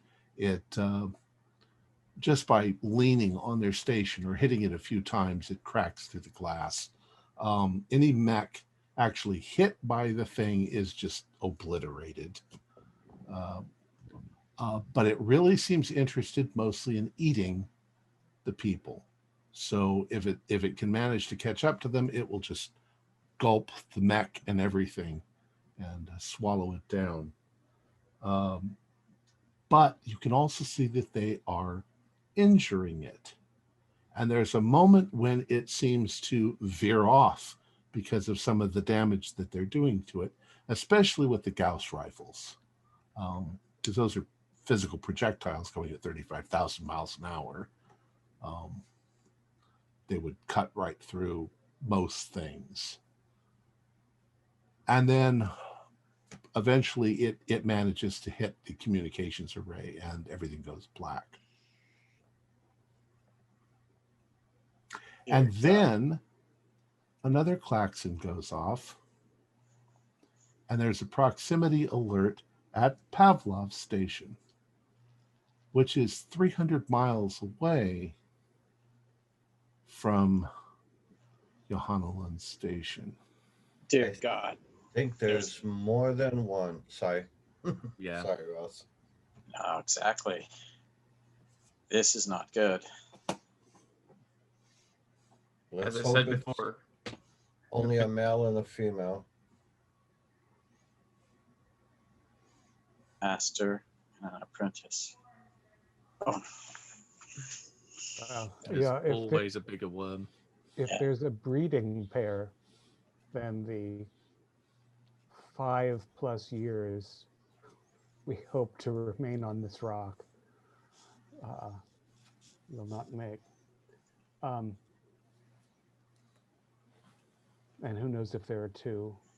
If there are two mice, there are an infinite number of mice. But if we learn how to kill one, right, and that's mostly driving a lot of mass into it. if we kill one, hopefully we don't anger them to where they come at us even harder. But I mean, we don't really have a choice right now. There's no negotiating with it. one thing we can try. is to jury rig a couple of mechs with explosives, so when they are swallowed. Oh, how about the Mhm. 250-gallon canisters of liquid nitrogen instead of using it as a spray, maybe as something that would blow up inside of it? Yeah, kind of the reverse, not heartburn, but heart freeze. Yeah, and we have extra mechs, right? Why don't we take one and fill it with organic material and put it in the middle of the Gauss ring of magnets? Hopefully it comes up, eats that, sets off the nitroglycerin, the freon, whatever it is, and then also attach some ammonium explosives that X179 can make, then launch the magnets of the lances at it, and then open up with Gauss rifles. Kill and kill and kill and kill and kill. And of course, if it does not fall for the bait, we can rake all of our suits with explosives too. So as one by one we fall, we can Yep. slow it down so that the others may possibly live. Given that the suits seem to provide little or no protection, that seems acceptable. Yeah, if it gets us Correspondent work risk. on. Something let me say too about the mechs. These may physically appear big and clunky, but they're not clunky. They're nimble and fast moving, and they can move almost as fast as a person who knows how to manipulate one very well can practically dance, across the ice Oh, on these nice. things, because you have to be. You're working on this stuff. You're in precarious positions. You have to be able to react in almost an instant, to grab something that you dropped or Some of us have whatever. spent a great deal of our mature lives within a mech, in Right. fact, and they are much like a second skin. So it's true, we can, should the inactive organic matter not draw the things, we can draw the things as ourselves. Do the mechs exhale? I mean, how does the thing know that we're inside it, I wonder? If it's a completely sealed environment, how can it tell that there's organic yummies inside the metal case? It might be venting the carbon dioxide. Or maybe just that it's moving and then for it thinks food. Yeah, and anything that moves will also generate heat, especially on this surface. Yes, they definitely give off a heat signature. Can we remote control a mech? Yes. So then we could stuff it with organic material and remote control it and jump right down its gullet and then ignite the liquid nitrogen. and then put the magnets on and call it a day and crack open that one bottle of whiskey I was able to dig out of the rubble. And I put it up on the shelf as like a little inspiration. Lefroy. Yep. I didn't tell Absalom that during one of the ice quakes, his bottle fell off the shelf and shattered, and I had replicated it while he was asleep. Oh. As you guys are discussing this, an hour goes by, and Absalom, you start to get a transmission. It's garbled. It's obviously from a close range transmitter, and it's somebody in a mech. They are at Pavlov station. He says, "We turned it. We turned it. We managed to get it to turn away." How'd you do that? So we just hit it with everything that we had, and it was injured enough that it turned away. Did you see only one? Yes, we only saw one. Are there more? Two stations were attacked almost simultaneously, within minutes of each other. Well, in any case, it can be attacked. Excellent. Where are you, and are you coming to us? No, we're trying to make our way to Blixen Station. It's the closest one to us. I'll radio ahead and let them know. Yeah, tell them if they've got transports. We might be able to Copy move that. faster. So I go ahead and radio ahead that they have incoming. All right. So I assume you're going to set all of this up. Yes. Yes. Okay. Well, let's see. Let's see if we can figure out what kind of damage that your weapons will do. You're going to have, you've got your Gauss rifles. You know what damage they can do. Are you going to make like, did you see you're going to make like a Gauss cannon? Something that you could aim. We will say that. I'm aiming for, depending on timing, 2 turret Gauss shooters. Nice chunks of regularly shaped sharp slag fired as quickly as possible at at least 180-degree angle if I can't manage 360. Okay. Let's say that those do 1d100 times 3. And let's just put a plus 50 on that so that they do at least 50 when they hit. Yeah.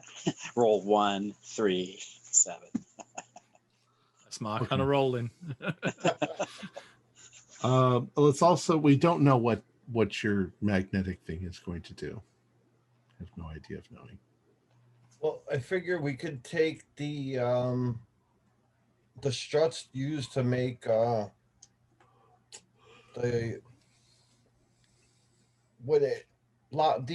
pods. What are they called? The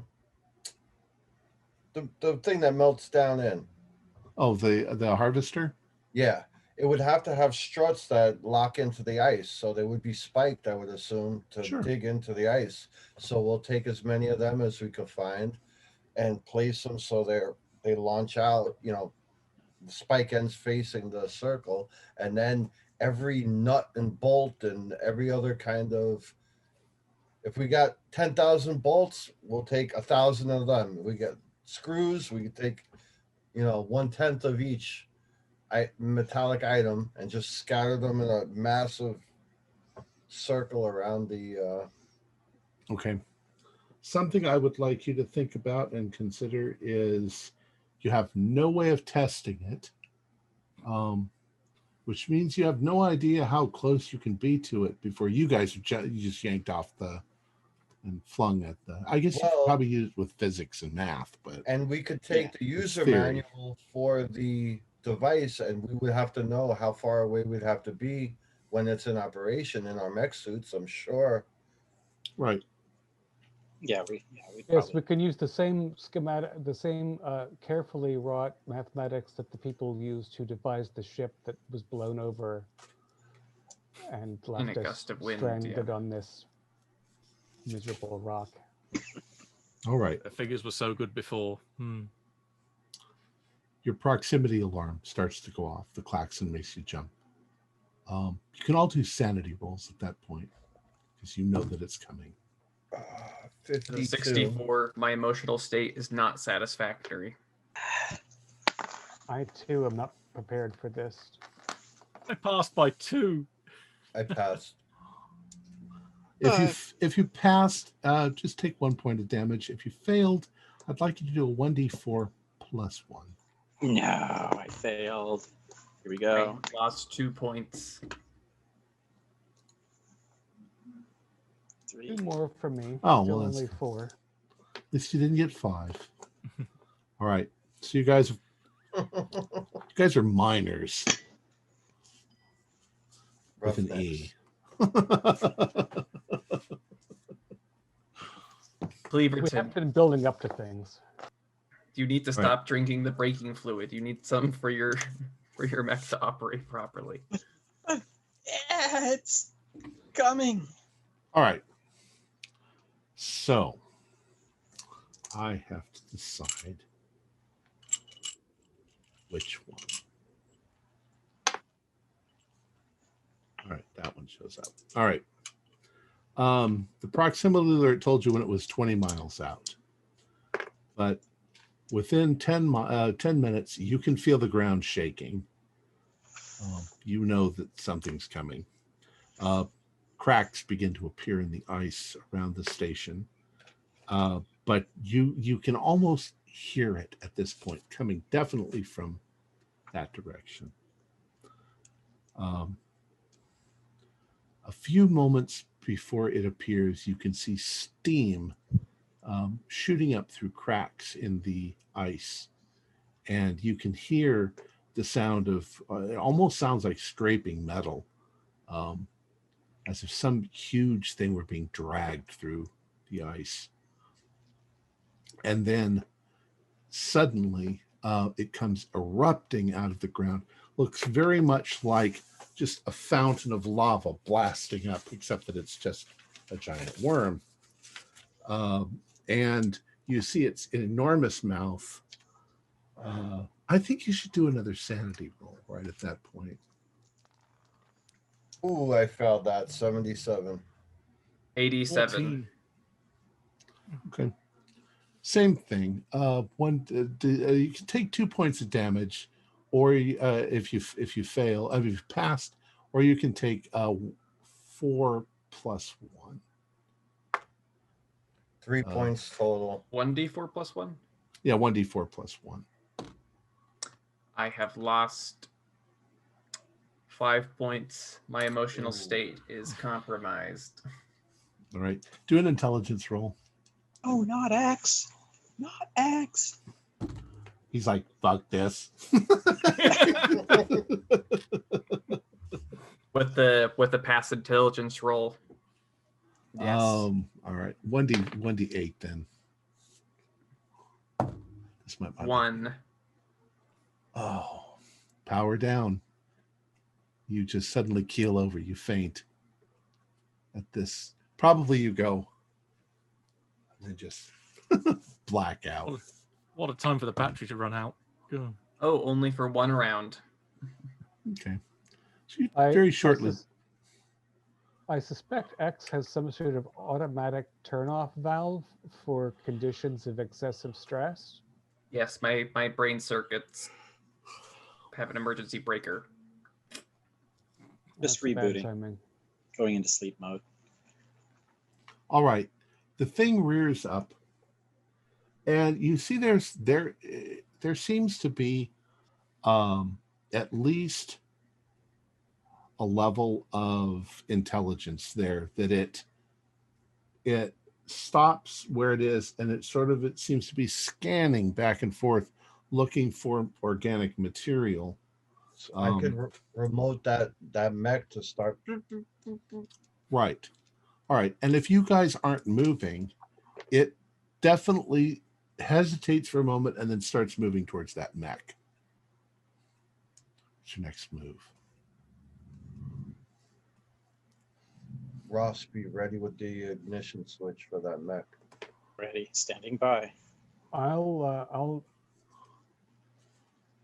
hold still on my turret until it's got a flank toward me. Okay. I'm perfectly willing to let it take the bait and see what happens. All right. So there's a moment of hesitation, but when the mech starts to move and literally starts to try to move away, which you do, it stampedes. It moves forward towards the mech, and in one sort of very quick dive into the ice, you see it eats the mech. It disappears, and then comes back out of the ice, maybe 100 feet farther on, turning back towards you. You two. Commence detonation. Yeah. All right. Detonate. So that's probably going to do a lot of damage. Do a 1d100 damage. Ross? 1d100? Yeah. Okay. Yeah, this is definitely the time to roll high. Okay, here we go. It's 2d10. It's okay. For that. 66. 66. You see the thing sort of, this blast of light, and smoke and stuff comes out of the creature's mouth, and it sort of loudly burps, and you hear it sort of roar as it shakes, and then it sort of starts barreling towards the station. Let her rip, spider. Yep. How far is it from the magnet array? It's Is that- heading straight towards the magnet array. Oh, you're going to start spider too? All right. Now it's interesting because you're firing your Gauss rifle. So you're actually firing a projectile at a time. We'll say about one a round. So it's all right. So that was my sound effects. Go ahead and see if you hit it. You can use your whatever seems right, fighting rifle or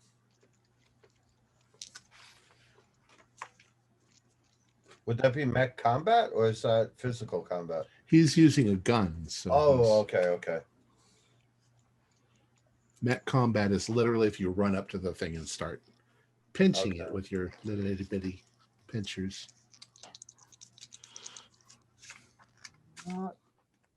Oh, 33 for 35. So not sweet, but effective.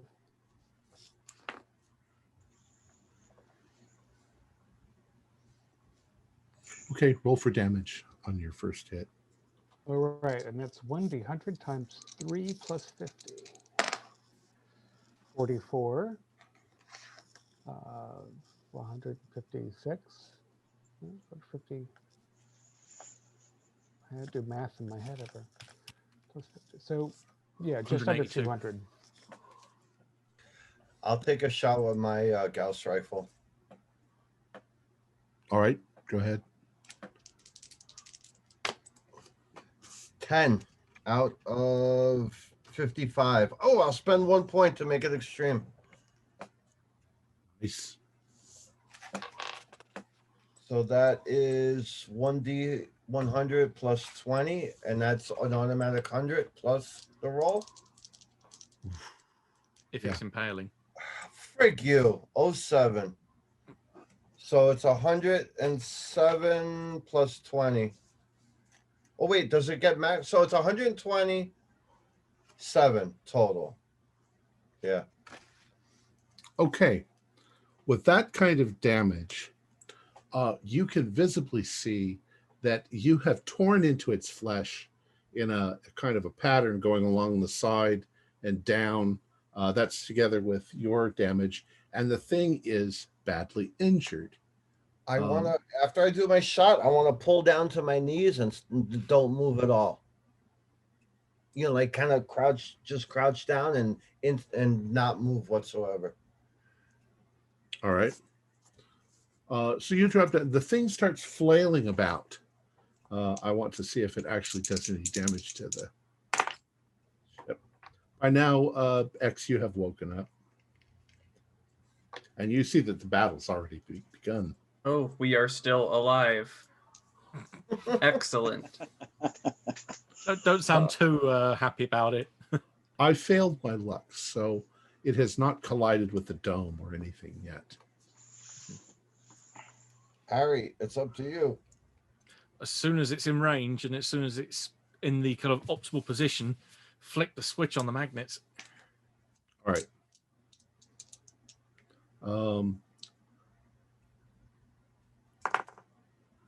It's actually not magnetic. So all of the shrapnel goes flying, though, towards the center of the magnets.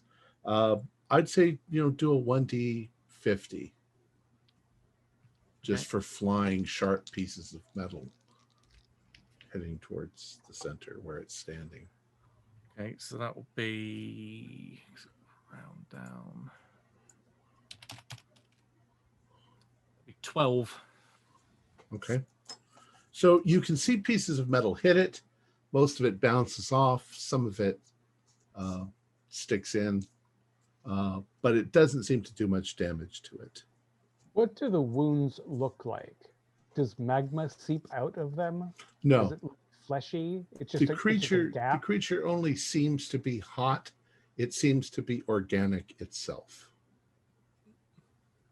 So you are seeing some sort of fluids that it's spattering about.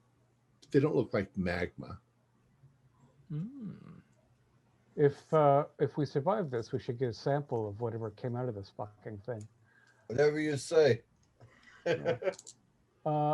Ross, check the array and see if we've got any more company coming, because we look like we're doing all right so far. All right, scanning now. Am I detecting anything? Let's see. Do a luck roll. Scanning. Luck roll is a 05 Okay. out of 70. At the moment, you don't see anything else coming. Of course, the array is showing there's a tremendous amount of vibration, but that's because of this thing. X, I'm ready for another shot. If it's Oh.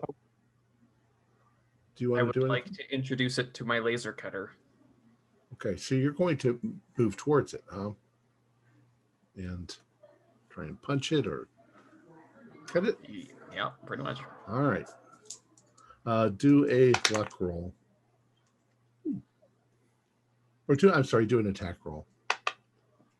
As if you were brawling. Or what's the range of the laser cutter? Only about 6 feet. Oh, geez. Oh, so it's a brawling. Oh, Jesus. I pass. Oh, no. All right. I got a Run 90. alongside I got a 93. So let's say you run up, you leap, you land on top of it, and you just start running your laser cutter down its back, if that's its back or its front or whatever it is. Do damage.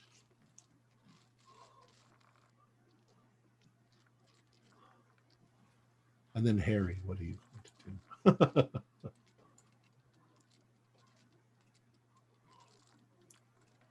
5d20 plus 20. Ouch. Yep. Just trying to find d20s because I like rolling lots of dice at the same time. All right, whatever. That's why I left that in there.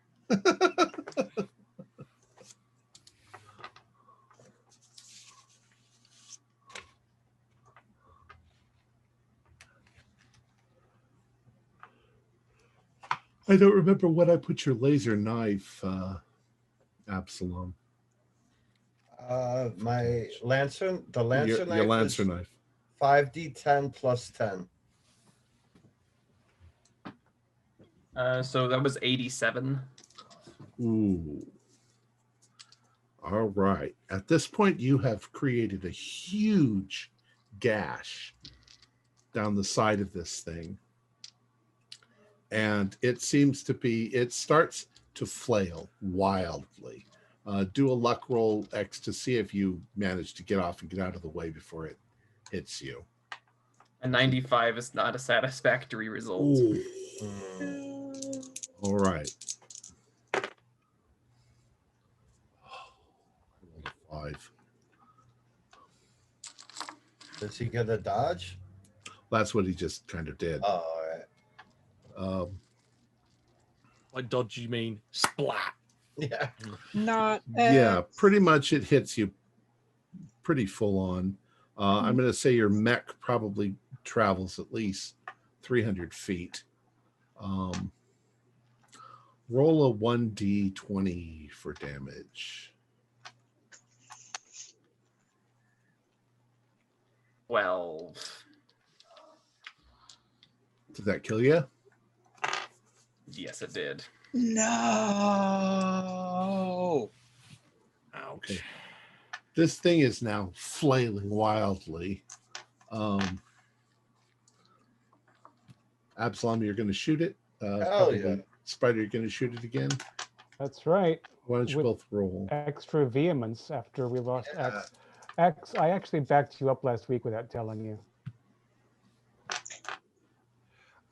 All right, let me see. I rolled a 39. I'm going to spend luck because he just killed freaking X. Yeah, I rolled a 40. I'm going to spend 5 luck. All right. I'll spend a 28 luck to make it extreme. All right. You might not have to. Spider, how'd you do? Right. Yeah, I spent luck. I'm going to roll damage. 84 Nice. times 3 is 272 plus 50 is 322. All right. You guys aim at that area that that X cut open, and you hit it with everything you've got, and the thing writhes for a moment, and then you've literally cut it in half, and it falls to the ground, and its body is twitching and wild. So you guys have to get away from it, but it eventually slows down and stops moving. You have killed one of them. Harry, make sure that magnet's off, and I go running in to reset the. I'm pulling whatever kind of metal, just throwing it off of the array we set up to try and reset the buckshot essentially. Mhm. I'm running out to X179. He might still be alive in my mech suit. I'm afraid his suit's readings indicate that there is no pulmonary activity. They could be wrong. It's broken. Down- X. Download the surprised that brain it's core reading. into the computer.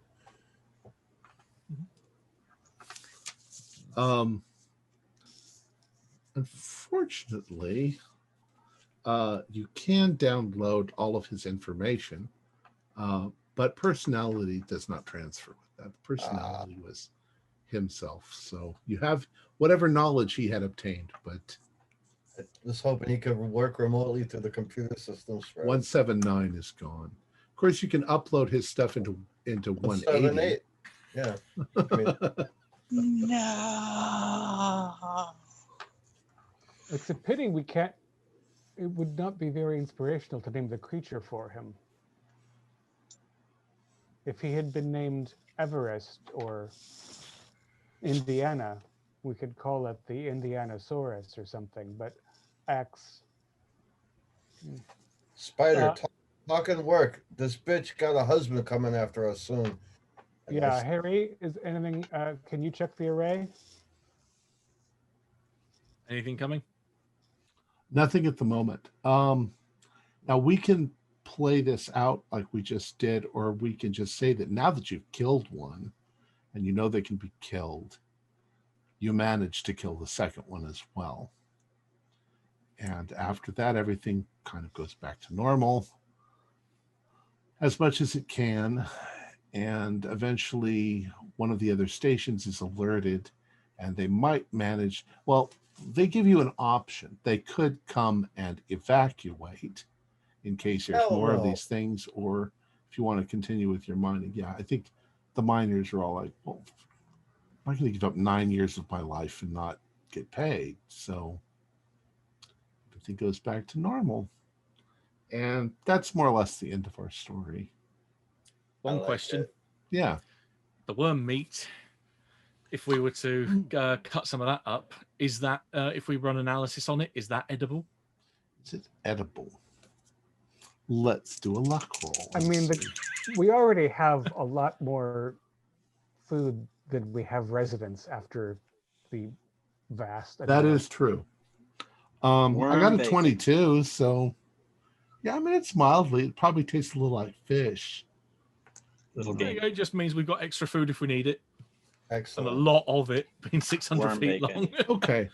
I will do studies on the organic nature of the material that survives from these worms. It's very strange indeed. Part of the substance of these things doesn't seem to actually exist in our universe. It seems to be phased in some way into some other world. But we can tie that all together, because what I was going to say earlier when you were trying to put things together is you have filaments that are 1,000 times stronger than steel. So if you wanted to put, harpoons that you could fire, and those things are actually made out of the spider webs of Ataknacha, which you guys figured out a long time ago. And, kill that damn spider, but use the fibers. In this case, these things are basically doles, but they're fire doles, if you will. Nice. Hot doles. And it was the accident that awakened them.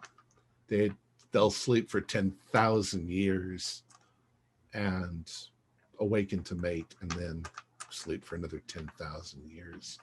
And in this case, you just happened to be here, and they were hungry, so that was the end of most of you.